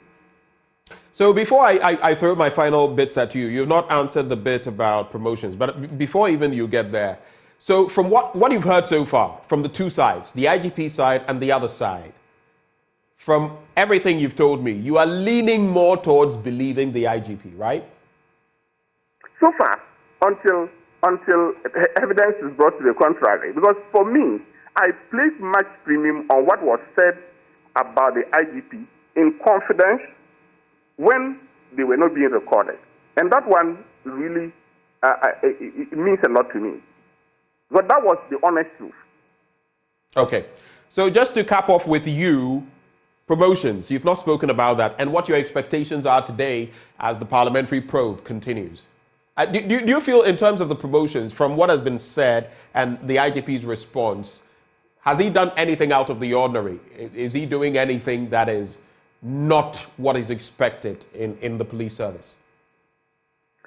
In terms of promotions, pardon me, because I had to I didn't particularly listen to what he said about promotions. I must be frank, because I was busy running up and down. Okay, so if I may just brief you, there had been talk about the fact that some people were due for promotion, junior officers and even senior officers who were due for further promotion, who had not been promoted in a while. And yesterday he explained that it had nothing to do with him. There was a system running and they were going according to the system. There was a claim that for him, within, I think, a 7-year period, he had moved from, I think, was it superintendent to quite a high level. But he explained that there were certain things that pertained then that may not necessarily pertain now. So that's just the summary for you. Okay, I get that now. Yeah. So that matter may have to be probed further, but I must be honest here. There is a case concerning promotion of a number of officers that I'm involved in, and our case is that they have been treated unfairly as far as promotion is concerned. So I am a bit I have to restrain myself in how far I would have to go as far as this matter is concerned, because I am a lawyer for a number of police officers in a related matter, where our case is that our clients have not been properly treated according to law, and that there has been unfair treatment and discrimination against them. So I would not be the best person to comment on this in a very fair manner. I must be frank with you. Expectations ahead of today. We're likely to see Bugri Nabu. We have the IGP back, and there may be an in-camera session. We do not know about that yet. Expectations? My expectations are, well, unless something comes up that we are not aware of, from what we have seen so far, this is just a PR bliss for the IGP. That's what I would say. So, once we are going into an in-camera session, for me, I would say we should hold our horses. Let's see what comes out of it. But even with the in-camera session, the difficulty is whether what comes out of it will not be treated under the rubric of national security and kept under wraps. So it's a bit tricky there, whether we even ever get to know the outcome of what goes on in camera. All right. We also know the National Security Minister, Albert Kandapa, will be before the committee today. In fact, yesterday, the chairman of the committee, Atachia, made mention of the fact that he would also have to appear. I think the question about what happens at the end of all of this, even after the parliamentary probe, likely within the police service system and everything that has happened, maybe we should leave that for another day, right? I should think so. Okay. But as I said, under Article 103 of the Constitution, that is what Parliament is acting, is going by. And it's more about sharpening the focus of Parliament for its work. So let's see how this will impact on parliamentary work. Is it that Parliament is considering reform, amendment of the Police Service Act, amendment of the Constitution, restructuring the police? I don't know. Let's wait and see what this will lead to. All right. Well, thank you so much for joining the conversation. He's a former police officer, also a legal practitioner. Justin Poivra Terewaja joined the conversation there. Let me come back into the studio, Sam. Interesting conversation we've had so far with, and he represents police officers, so he knows, he's been there, he knows what the system is. He was actually at the prosecution unit of the Ghana Police Service, so he knows what's the dealings are in the Ghana Police Service. That's why he said he was a bit constrained to talk about promotion. Exactly. On the promotion bit, there are issues of junior officers not being promoted. In the hierarchy of the Ghana Police Service, every 4 years, it is a standard practice that you move either from a lance corporal to a corporal or corporal to sergeant. That is how it goes. But there are other promotions that come based on merits or recommendations. So the board or your superiors can recommend that Benjamin, who is a chief supu, should be promoted to the next rank. So if it is something that is agreed on, then you'll be promoted. So Dr. Dampare gave the explanation that the police management board sits to take such decisions. He's not the only person who can just get up and say, I am promoting this person, I'm not promoting that person. So that's why he said any person in the service that has been due for promotion, that has been duly done. But there are exceptional issues that we understand over 82 of them, or the senior officers have sued the IGP over it. So yesterday I even asked the chairman of the committee whether they are likely to invite these petitioners. They've also petitioned the committee as well. They have an input to the probe. So the chairman indicated that, yes, they have not even looked at their petition yet, but if need be, they will invite them so that they'll be able to broaden their investigations into the whole issue. So today we are actually expecting, I don't know if it's a showdown or whatever, but one thing you should note is that IGP in his appearance before the committee came with almost all heads of the departments, from GP1 himself to the Deputy IGP, who is a COP Teto Yohono, and all the departments at the Ghana Police Service were there. So if it has to do with issues that borders on recruitment or whatsoever, so those people are there to clarify on some of these allegations. So I'm sure that will unravel in the course of the in-camera interrogation. But today, we are not sure yet. Until we get to the committee, we don't know whether it will be in camera or it will be made public. Can we expect any, cross-examinations today? I mean, yesterday we saw a bit of that, the lawyers, and there was this lawyer with a baritone, who would come in. Yeah. But we've heard the IGP's point. Yeah. I don't know whether at any point we're going to be hearing from the other side again, especially as mention was made yesterday of some evidence that will be adduced before the committee. So the evidence will be in camera. So we hear from the National Security Minister, Albert Kandapa, whom the chairman said he is expected to appear. The reason he's appearing is because the witnesses, some of the witnesses, that's Eric Emmanuel Jebi, had already appeared before the National Investigation Bureau, NIB, on the same leak tape.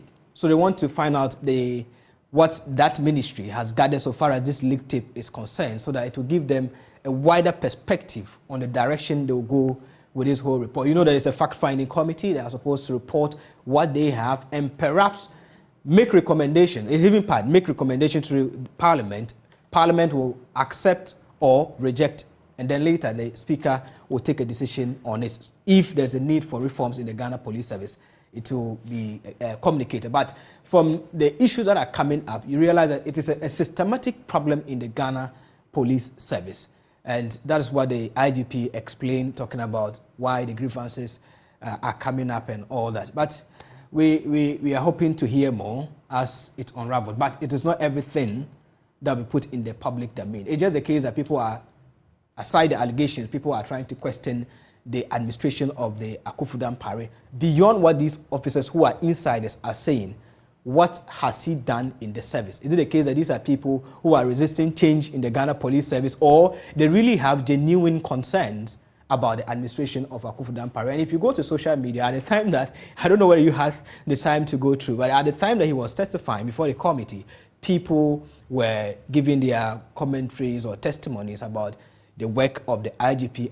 I followed. I intentionally followed. I also, at a point I was driving, so I was listening, but then I took my phone, went live, looked at the stream, and I could say maybe 90+% were saying very positive things. About one of the issues that caught my attention had to do with the fact that visibility of the Ghana Police Service under Akufudan Pare has been intensified.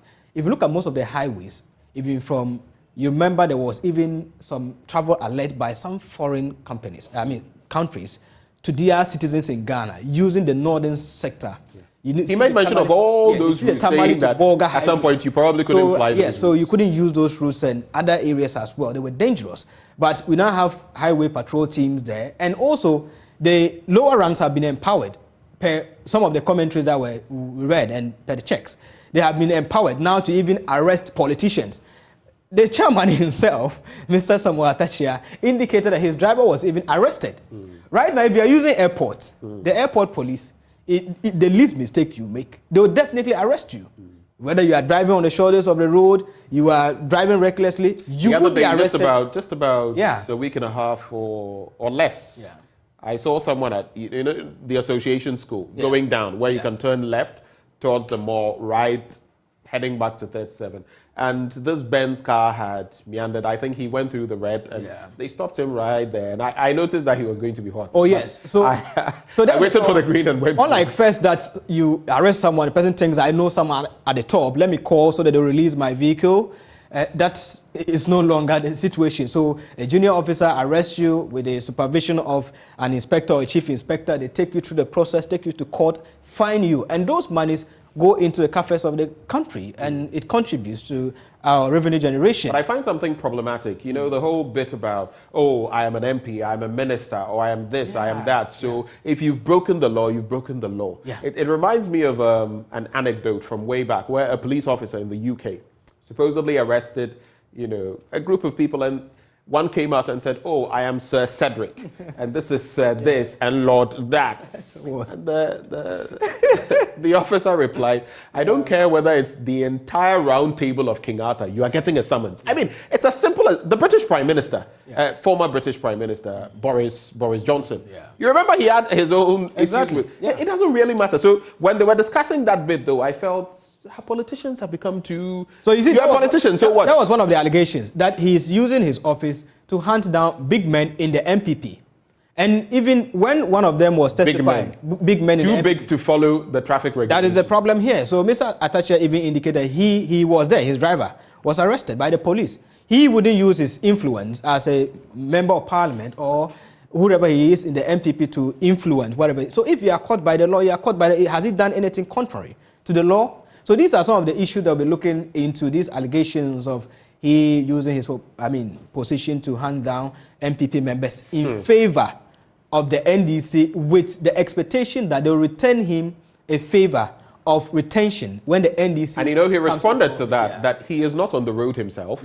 And no one targets... I mean, probably you wouldn't even be able to know that this is an MP or this is a minister's car. You can't see a Land Cruiser or something and immediately assume it belongs. There's actually a tall list of even this people, or that. Yeah, there's person. even a tall and you list. wouldn't even be able to know that this is NDC or MPP. There's a tall list of dignitaries that have been arrested by the police, and including journalists.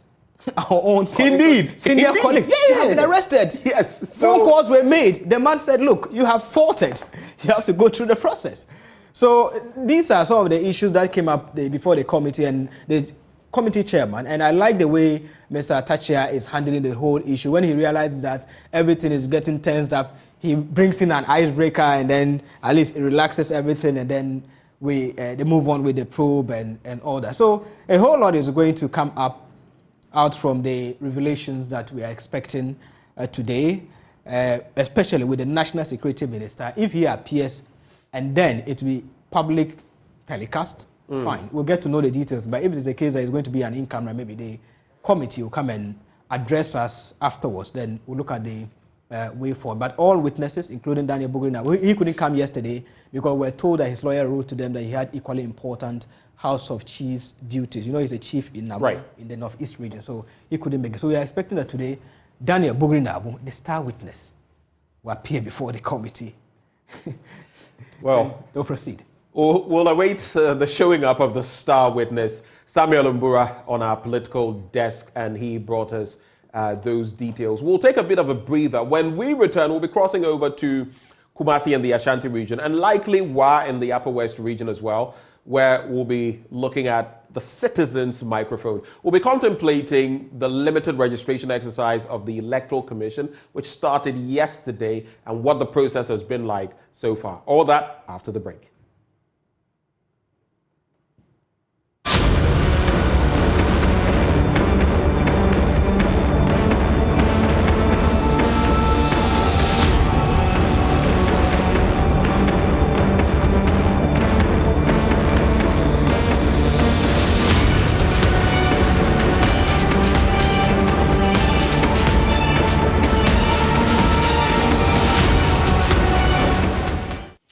Welcome back on the AM show. And we head now to different parts of the country, specifically Kumasi and the Ashanti region, Techiman as well, among other places, and even here in Accra. Now, yesterday, as the Electoral Commission started with its limited voter registration exercise, we went to some of these spots. We'll bring you stories on what we gathered and later have live interactions for today.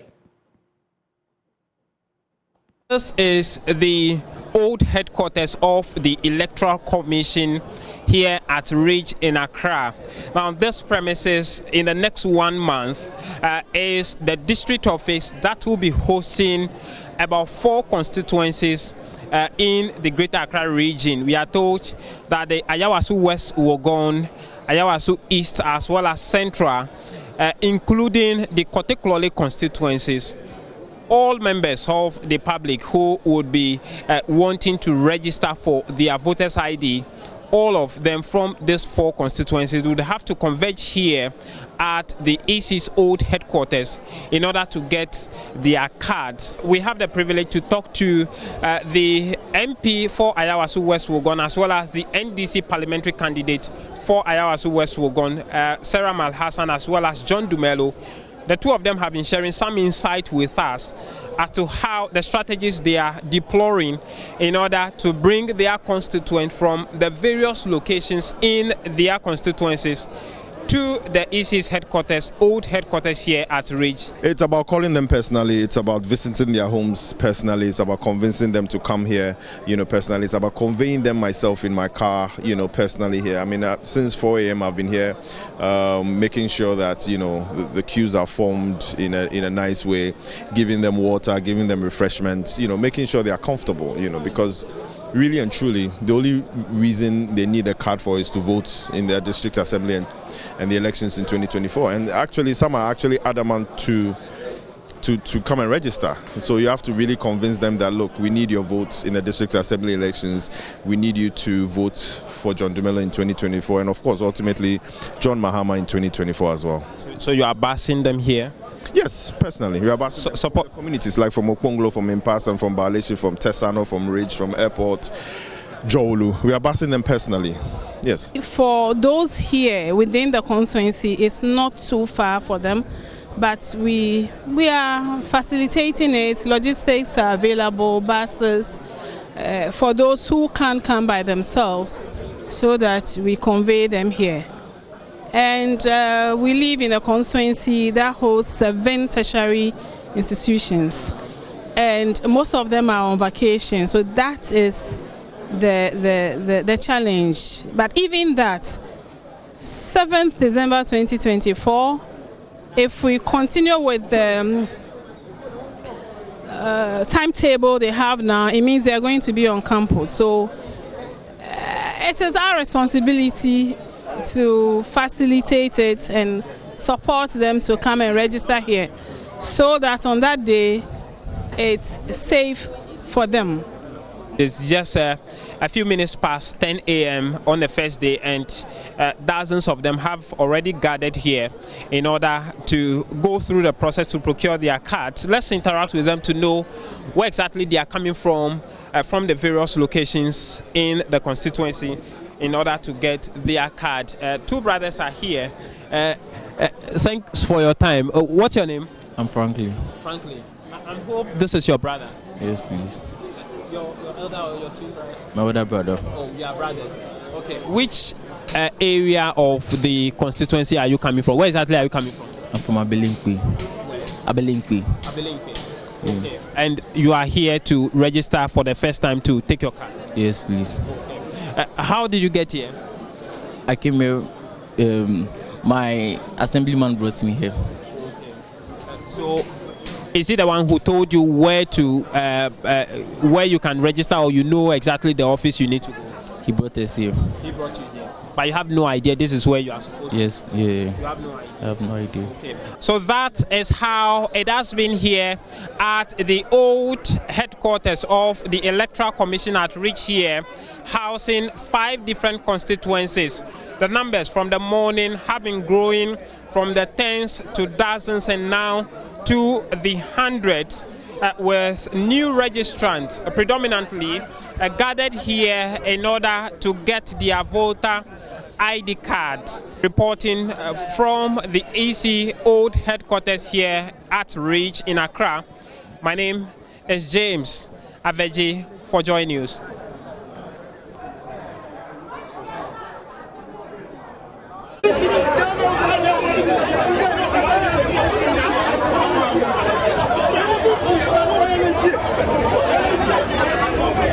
Some applicants at Akumadan in a confrontation with security officers for allegedly whipping them to order.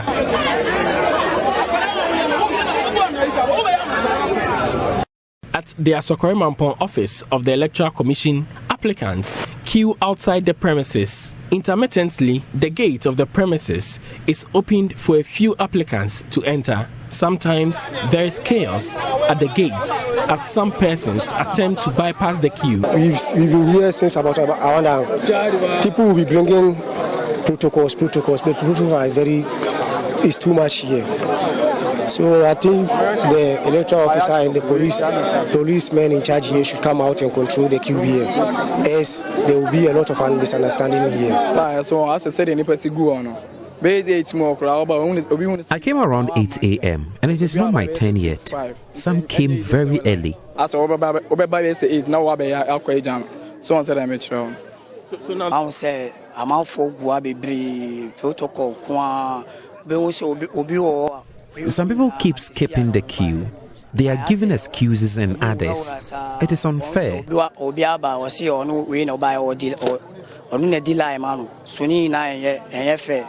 With time, frustration and tiredness set in for some of the applicants after standing for hours. Some had to squat or find stones to use as seats since the commission by law prevented seats for the process. Some applicants shared their frustrations.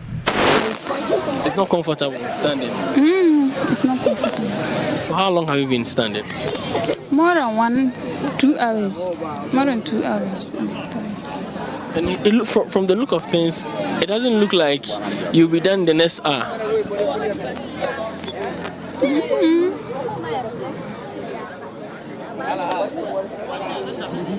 Can you wait? Maybe I'll manage. What do you think could have been done to ensure that this process is a little bit comfortable for you? They should bring more computers so that... They should bring what? Fast. They should bring what? More computers so that the line will be fast. By midday, 43 persons had successfully gone through the application with 2 registration points set up in the EC office. Many believe the Electoral Commission may fail to achieve the daily target of registering 300 applicants. For Joy News, Nana Ojima reporting. Well, back in the studio now, we're heading straight to the Volta region, and we're going there to just assess what has been happening from day one of the process up to now. Joining us, we have Ivy Setoji. Ivy, good morning. Good morning, sir. It's good to hear your voice this morning. What has the process been like, the limited registration exercise in the Volta region? Well, it's been put with challenges, especially with a heavy downpour yesterday, when we got the whole place was full of rain. Like it really rained, and a lot of people who wanted to register couldn't. Some of them had to go back to their homes. Some of them had to wait there to see if the rain will suffice for them to get registered. In Whole West, for example, that's Jelupita, as at 11 thereabout, within an hour, we were told only 10 people were able to register because they had some little issues with that technical issues and as well as the rain. So was it the network? Was it the same network challenge that had been faced? Yes, the network challenge. But mainly it was because of the rain. The rain was so heavy yesterday that most people who wanted to really go and register had to, go back to their various homes. So today people are still going. So we hope that today we have a very clear weather so that people can get registered. Well, we're hoping for clement weather. Anything else that has happened that is worthy of sharing from Ho and other spots in the Volta region? Well, mainly it's the little network issue and then the weather. Today the weather is so gloomy. It appears it's going to rain again this morning. So that's what people are worried about today too. But people are still hoping to get registered there. Some of them said they will still go and sit there until they get registered, whether it rains or not. So basically, it's mostly because of the weather and some network issues. Well, Ivy, thank you so much for connecting with us this morning and bringing us the scoop from the Volta region. We'll wait to see how things go.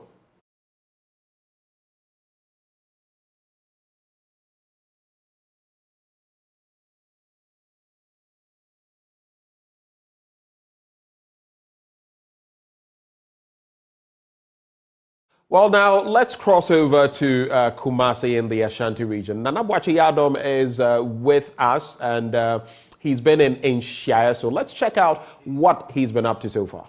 Registration exercise happening across 268 districts. We are currently at the Ashanti Regional EC office here at the Inshayaso constituency.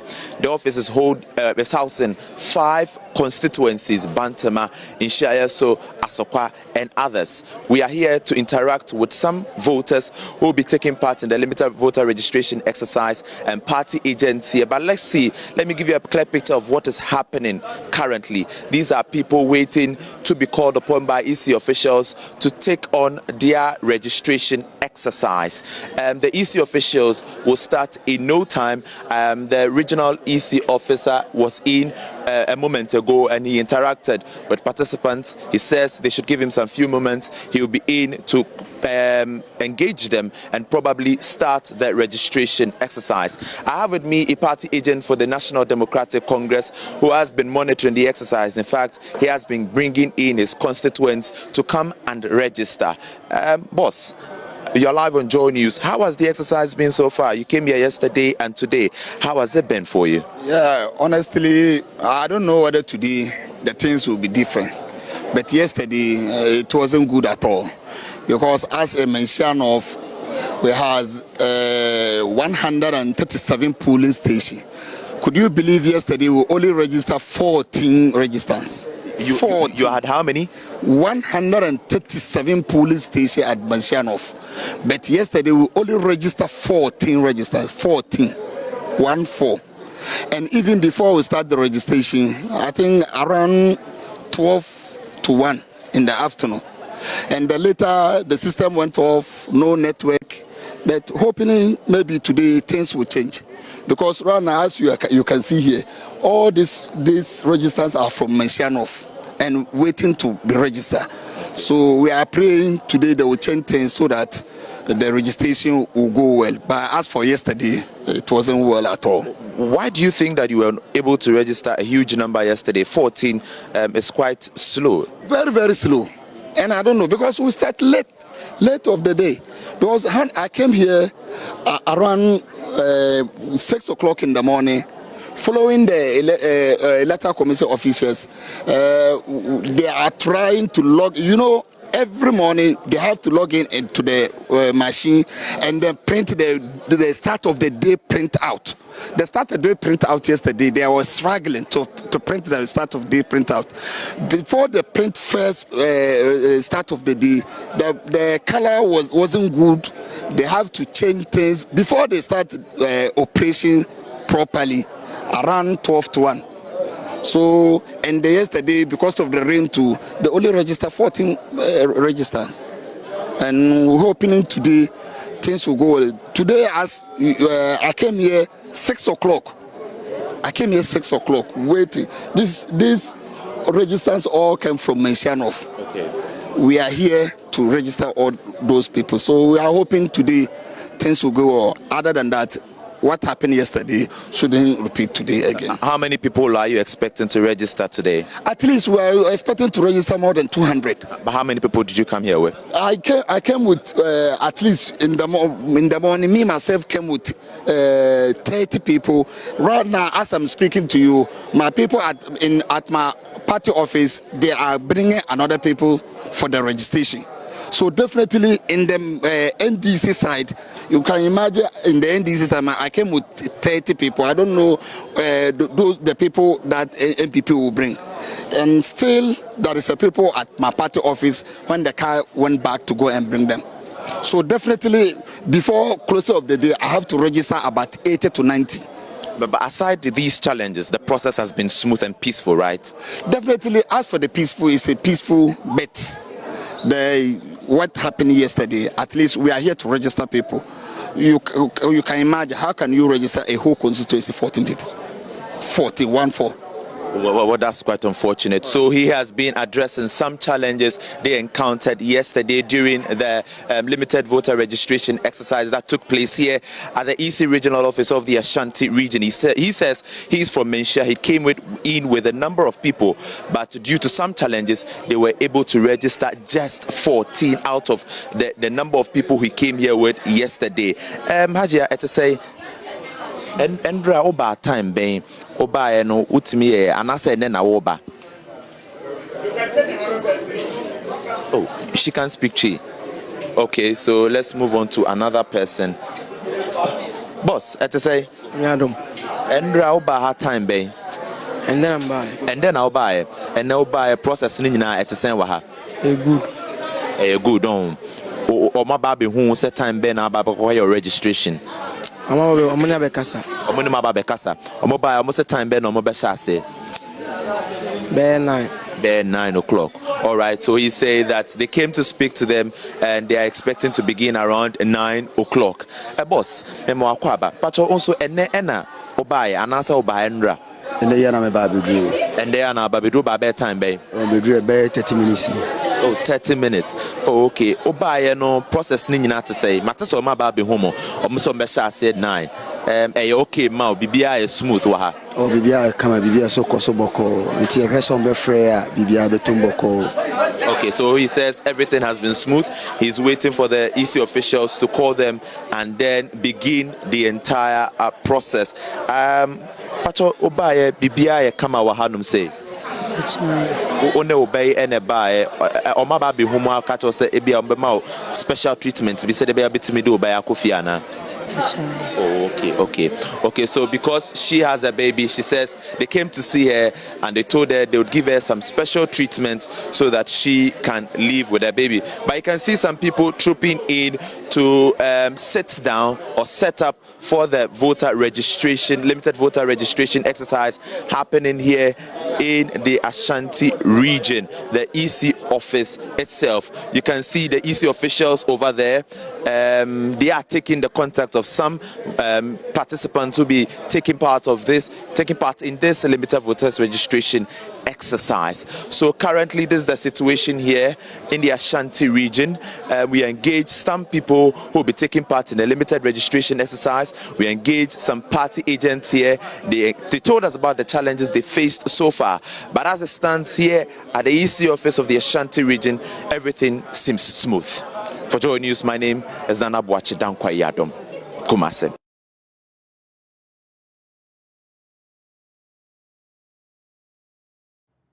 Oh, that was Nana Boache Dankwayadom there from the Ashanti region, actually bringing us the scoop on that. We've just been trying to gauge what has been happening across the country in terms of the Electoral Commission and that voter registration exercise. And we're capping it off here with that. We'll be back talking about the Habitat Fair as it hits Tema. But even before that, AM Business comes your way. Up next.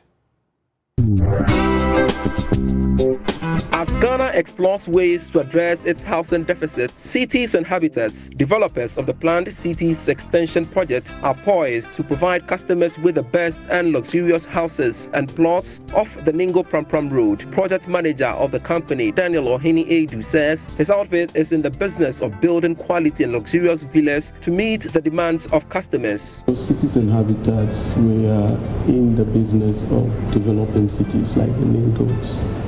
So we're doing that, a lot of it by housing, or through housing, and then other commercial, properties. City development or urban development entails a lot. We talk about housing, we talk about road infrastructure, we talk about other utilities, and commercial areas. So we do 2 bedrooms, 3 bedroom houses, detached and semi-detached. In fact,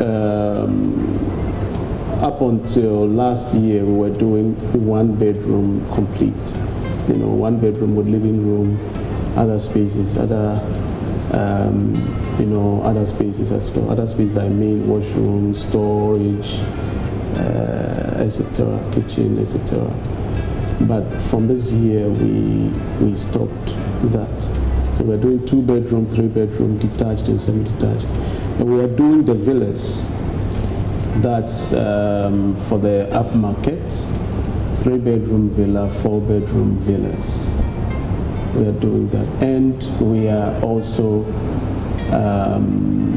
in the sale of serviced plots for individuals who want to have their own designs, build according to, quote unquote, their customer. Right. So a key part of the team this year is to provide affordable housing to Ghanaians and customers. Right. Are your houses and plots affordable? Yes, they are affordable. I mean, they are very affordable in the sense of the word. But, for cities and habitats, we do not talk so much about affordability because we have always held the view or opinion that affordability is relative. What is affordable to you may not be affordable to me. So we prefer to go by the term income responsive. So we do income responsive housing. The company, being privately owned, seeks to provide housing solutions to clients looking to invest in quality properties in Ghana. Coupled with a flexible payment plan, customers can acquire houses or plots that they could develop by themselves. The houses, being built by a driven team of experienced developers, would have many unique features ranging from state-of-the-art washrooms to walk-in closets. So this is a 3-bedroom villa. Right. What's the land size for this? This is 90 by 80 plot size. So all the 3 bedrooms are 90 by 80? No, there's a plot size. But the room sizes differ. These are very huge, room sizes. If we enter, you realize that these are, the spaces are, it's like twice the normal. Everything about it, the kitchen, the living area, the family area, the bedrooms, the walk-in closet, the master bedroom, and the other, very huge. That's what makes it this way. For the commercial properties on the right side of the highway, for which construction is going to be, going to commence soon. Already you saw the designs and all of that, the impressions at the office. So let me give ourselves, by first quarter next year, we'll see the commercial areas also coming up. That one is also going to be on rent-to-own basis. The shops and other warehousing, facilities. For those who want to buy lands to develop them commercially, those ones, when the application comes, we treat it on a case-by-case, basis, because we would need to know what type of commercial activity that you want to engage in, before, because some areas we have earmarked or zoned as commercial, but some areas can't be rezoned. So look at all those details before we let them out to clients. Okay, talking about the houses. Yeah. This is already built, but if the clients want remodeling, can that be done? The client should have finished paying the whole house before we can talk about remodeling. That's possible. Yeah, but at the end of the day, it mustn't be something that is too way off, that would not fit, the planning for the area. Yeah. So how long does it take to build from ground up and hand over to clients? It depends on the monies or the deposit that the person has made. Originally or normally, our construction should, by 3 years, we should have complete. We should have, all the structures should have been completed. By the time you pay 25% now to 30%, we would have done what do you call it? We would have finished the houses. But if you put in, say, 50%, or if you come in and do, say, 30% upfront, that one, within a year and a half, we can complete your house for you. Expected to contain 4,000 units, the planned city's extension project would also contain commercial and recreational centers. So the payment plan, it used to be 15 years for this type of villas, but now we have reduced it to 10 years. We have reduced this house, the payment plan for this one, this type of house, to 10 years. It is because it's expensive. The development of it is expensive, and clients normally that want this type of houses, you know, they are actually virtually ready before the. But this one has a payment. The payment plan for this one is 5 years. So the master bedroom area, you see how massive it is, right? And that's the walk-in closet. Yeah, walk-in closet. So you can have all your clothing stuff and other things in here, right? So this is almost done. It's virtually done. It's virtually done. So we now have to, the glazing and other works, you know, are already under construction. For individuals who want to purchase their plots and develop the lands themselves, they have to share their plan and everything with you. Yes, they have to share it with us. We need to understand the type of housing they are doing, because it's purely for residential under our terms and conditions. Once that is settled, we ask you to go for building the necessary building permits to complete the house. The company envisions to facilitate access to housing for all potential homeowners at this year's EcoBank Joy News Habitat Fair. So we're still doing the land and the houses. We're still doing the discounts for clients or would-be and potential clients. Discounts in terms of the registration, it's 50%, you know, for land and then for the houses. And then for those who are doing also upfront, there are also some special discounts that, you know, are considered for them. So Habitat Fair, I think we're so far at the Accra Mall, Achimota Mall, right? Yeah. At the Achimota Mall and the West Hills Mall. We've had quite a number of people expressing interest.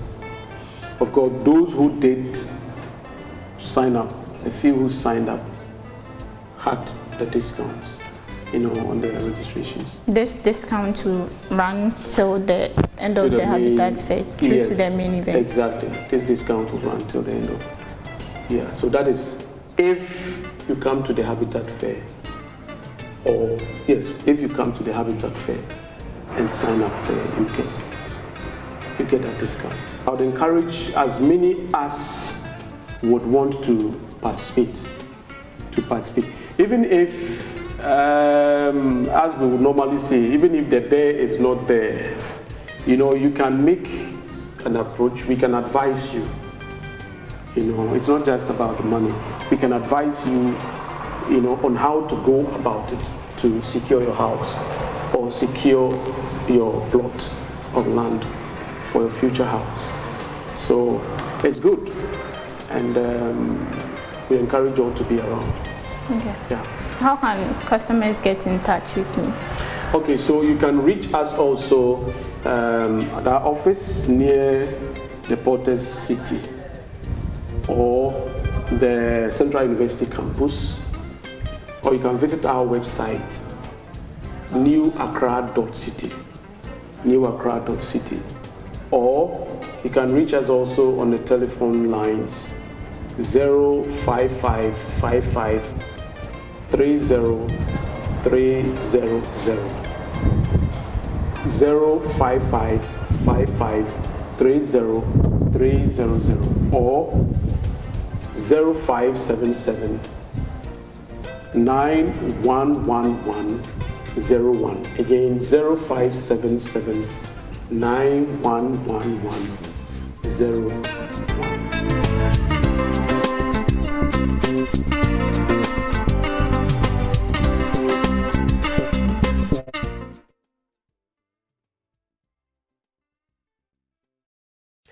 Welcome back on the AM show. And now we talk about our habitat, your habitat. And that's why we have the Habitat Fair. And this time we're headed to Tema. Friday to Sunday, 15th to 17th. It's going to go down. It's our tour of the country. Well, joining me in the studio today to talk about some of those things you need for your home, door locks, waterproofing, among others. We have Ravi Agarwal. He's Technical Work Manager with Safety and Home Solutions. We also have Jai Sukrani, Sales Manager, Safety and Home Solutions. Gentlemen, good morning. Good morning, sir. How would I say good morning in, Shuprabhat. Shuprabhat. Shuprabhat. Shuprabhat, like that. Okay, Shuprabhat. Yes.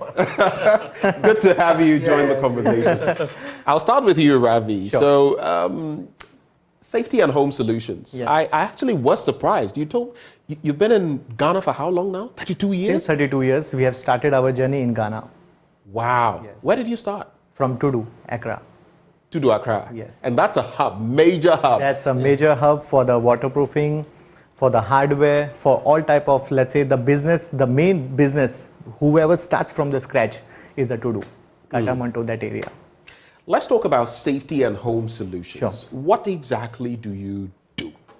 Safety and Home Solution is majorly about the, let's say, one-stop shop for all the construction needs. We are mainly into the doors, both type of doors, interior doors and the security doors. Apart from the doors, we also do the waterproofing, all kind of waterproofing, right from the scratch to the top of the building.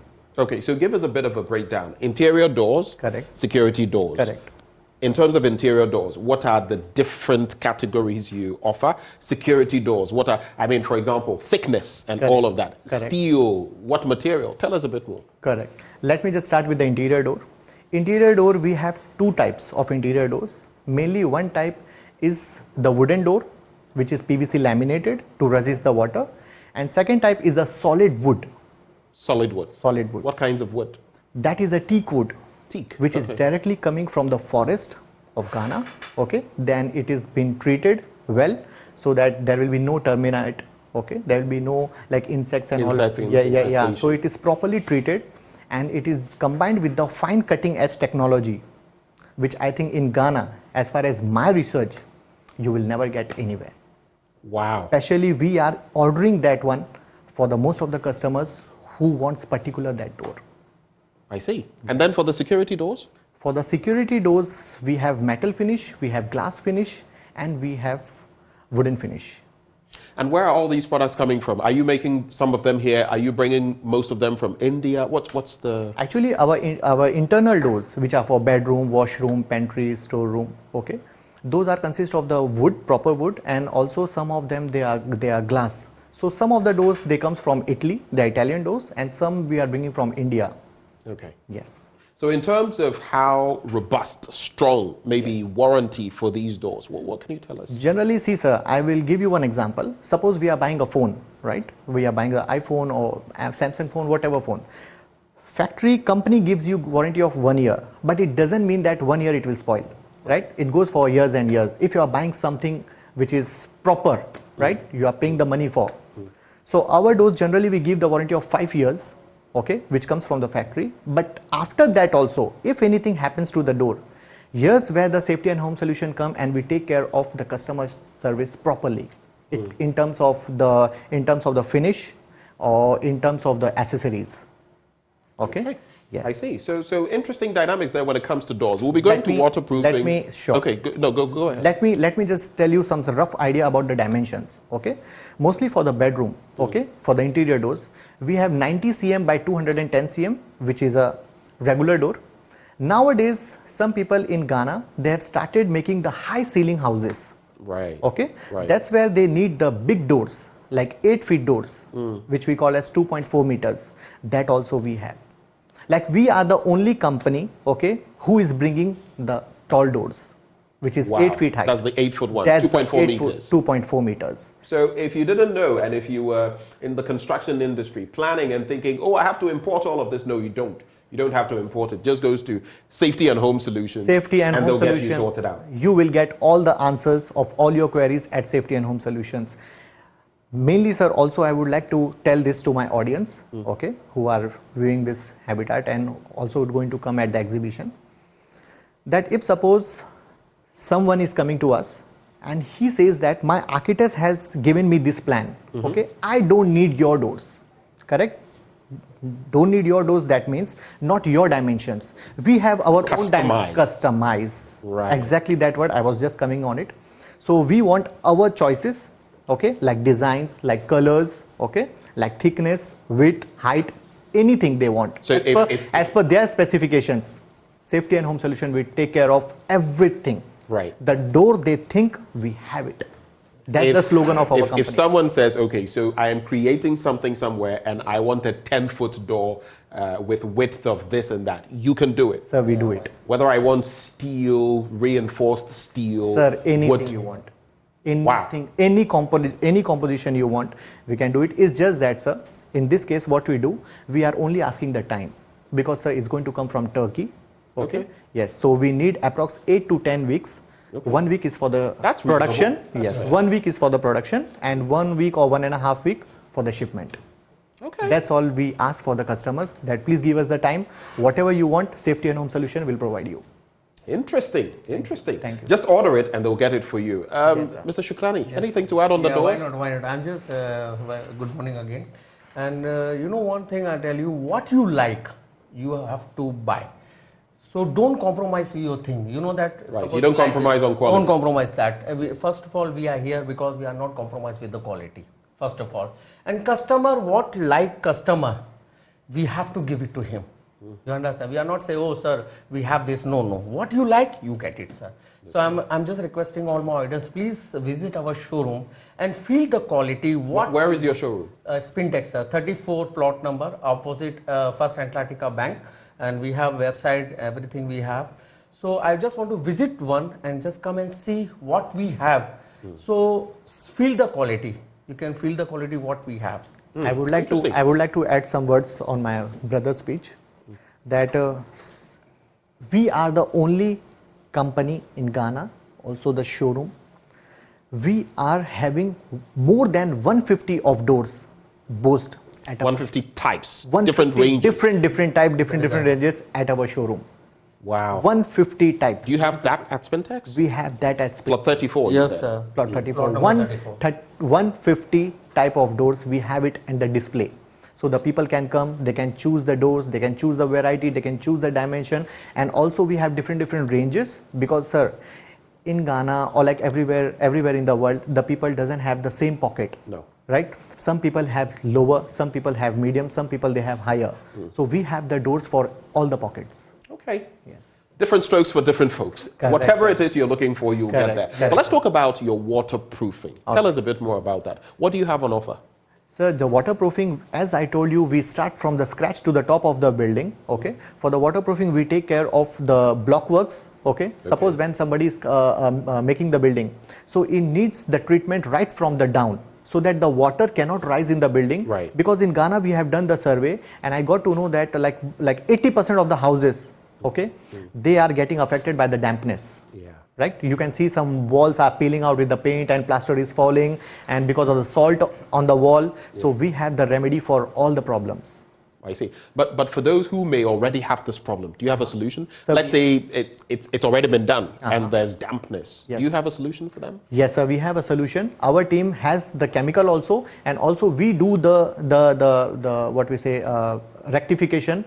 Okay. Yes, we go to their places, we do the survey, we take the measurements. Based on that, we tell them which chemical you will be needing, and if suppose they want us to come and do the application, we do the application as well. Wow. These all chemicals are coming from India, and our brand name is Mr. Right Mix. Mr. Right Mix. The perfect chemistry. Wow. Okay. So interesting dynamics that Safety and Home Solutions is offering us today. You're going to be at the Habitat Fair. Yes, sir. Come Friday all the way to Sunday. Yes, sir. What can those watching us expect? Are they going to be getting any discounts when they come? Sir, definitely. We have worked out some proper discount, okay?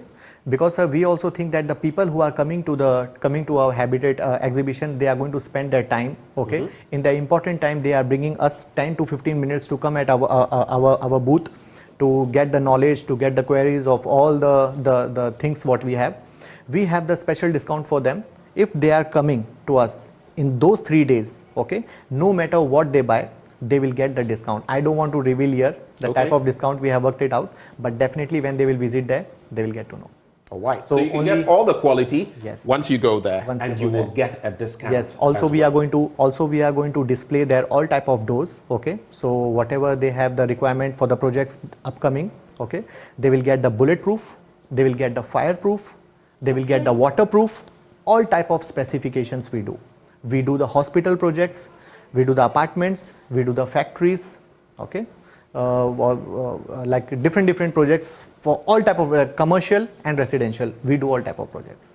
So whether you're thinking of commercial properties, whether real estate, hotel, whatever, or it's your own home or even your office, security. They're talking about doors that are waterproof, fireproof, bulletproof. I mean, if you need Yes, sir, definitely. So it all depends on your specifications. Even if you want a 20 foot door, and you have the dimensions, and you have the money, they'll get it done for you. So to wrap up, you do have a website, phone numbers. Yes, sir. You can locate us on the Facebook and Instagram page.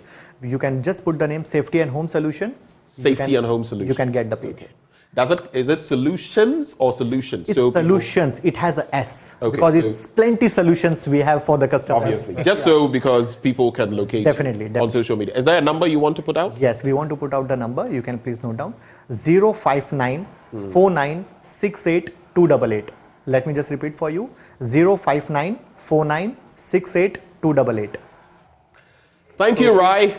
Thank you, Ravi. I would like to request my audience, please come and pay us a visit so that you can get to know more about the technology with Safety and Home Solutions. We'll come through and we'll come through Spintex as well. Thank you so much, gentlemen, for joining. Just stay with me for now. And that's the first leg of the conversation. Coming up next, we're going to be engaging Syntex, and they are also telling you that whatever the layers you want, whatever the colors you want, they'll be offering that to you come Friday to Sunday. Stay with us, Syntex, next on the Habitat Fair.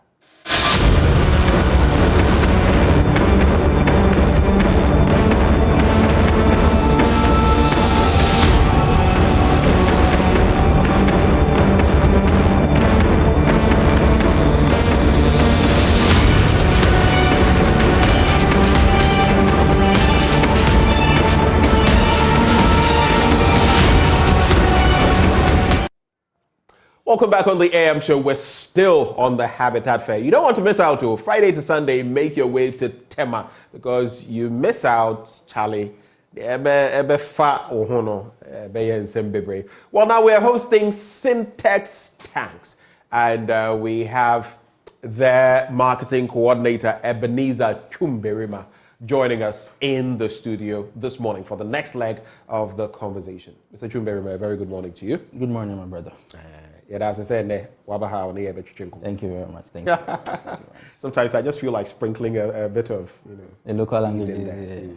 So tell us, Syntex Tanks, how long have you been around again? I was just sharing with you that way back when we had a Syntex tank, but how long have you been in the system? So we have been in the system for over 25 years now. Okay. Yeah, trying to provide solutions to all Ghanaians, their water storage needs. So we have been in the system for quite long now. Yes. I see. We are still thriving. And you're still thriving. Yes. What makes Syntex Tanks stand out? What is it about your production process or whatever that makes Syntex Tanks stand out? Okay, so Syntex Tanks, we use certain materials that make the tank very strong and durable.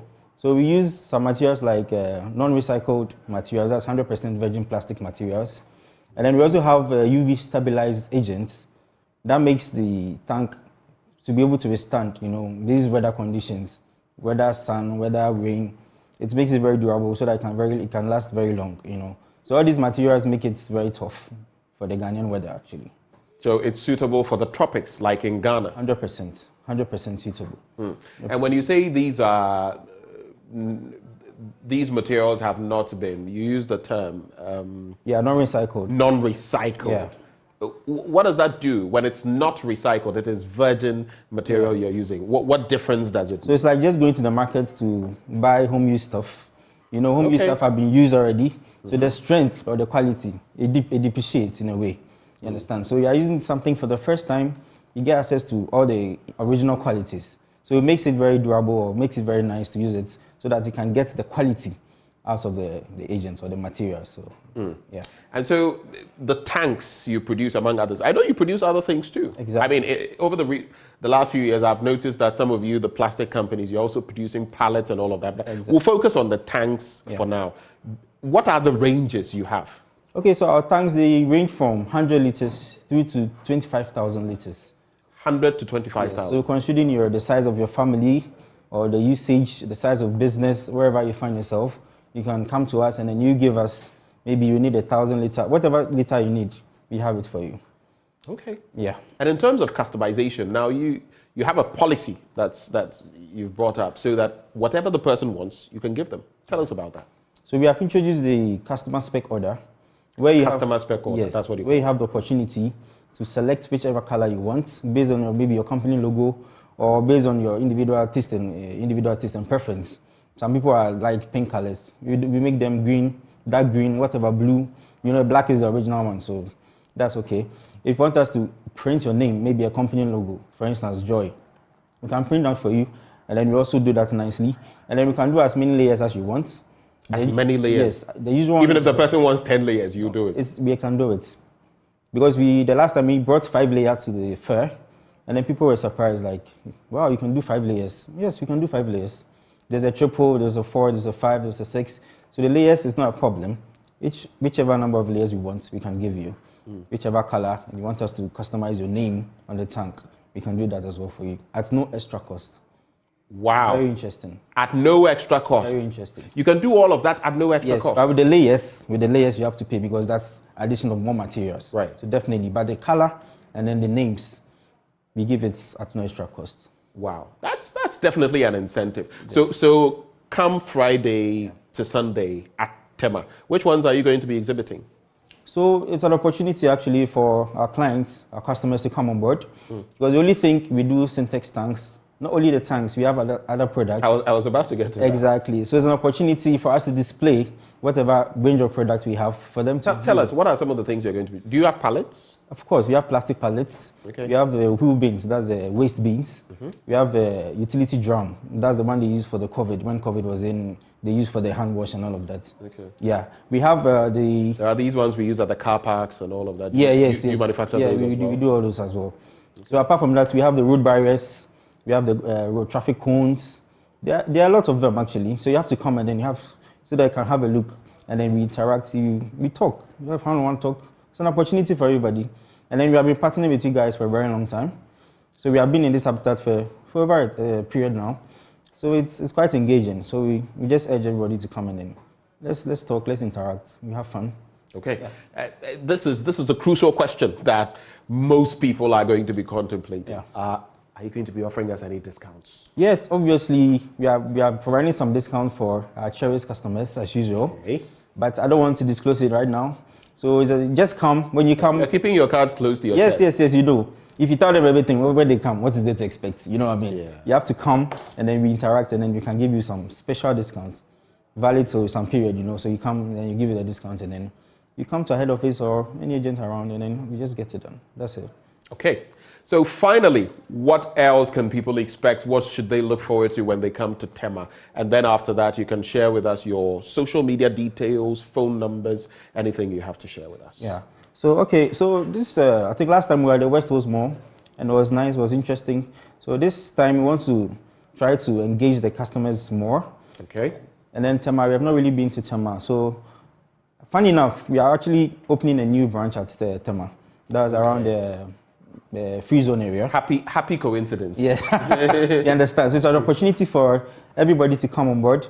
Let's have some chats, We get the opportunity to introduce our products, wide range of products, as I mentioned earlier, we have for the home, we have the waste bin, we have the nestable button, we have the industrial bin. There are a whole lot.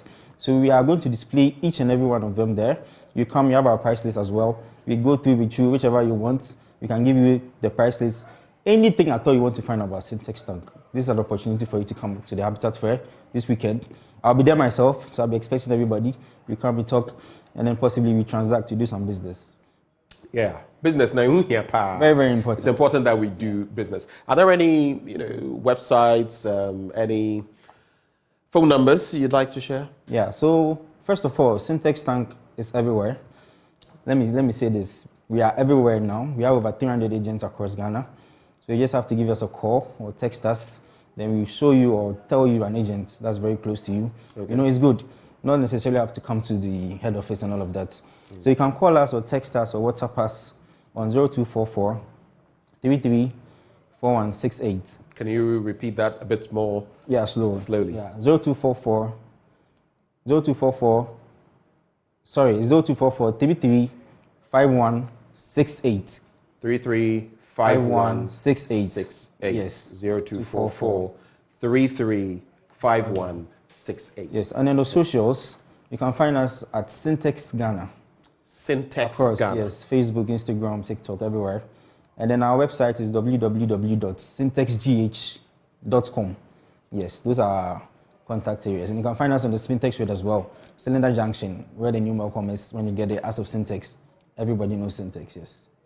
Right, Obianim Syntex. Everybody. So syntexgh.com, Syntex Ghana on social media. Yes. And if you'd like to call them, 0244 33 5168. That's the number to call. They say whatever the color, whatever the number of layers, whatever your specifications, you want your company's brand name, logo on it, they've got you covered. Syntex, they say, wow, tough, strong.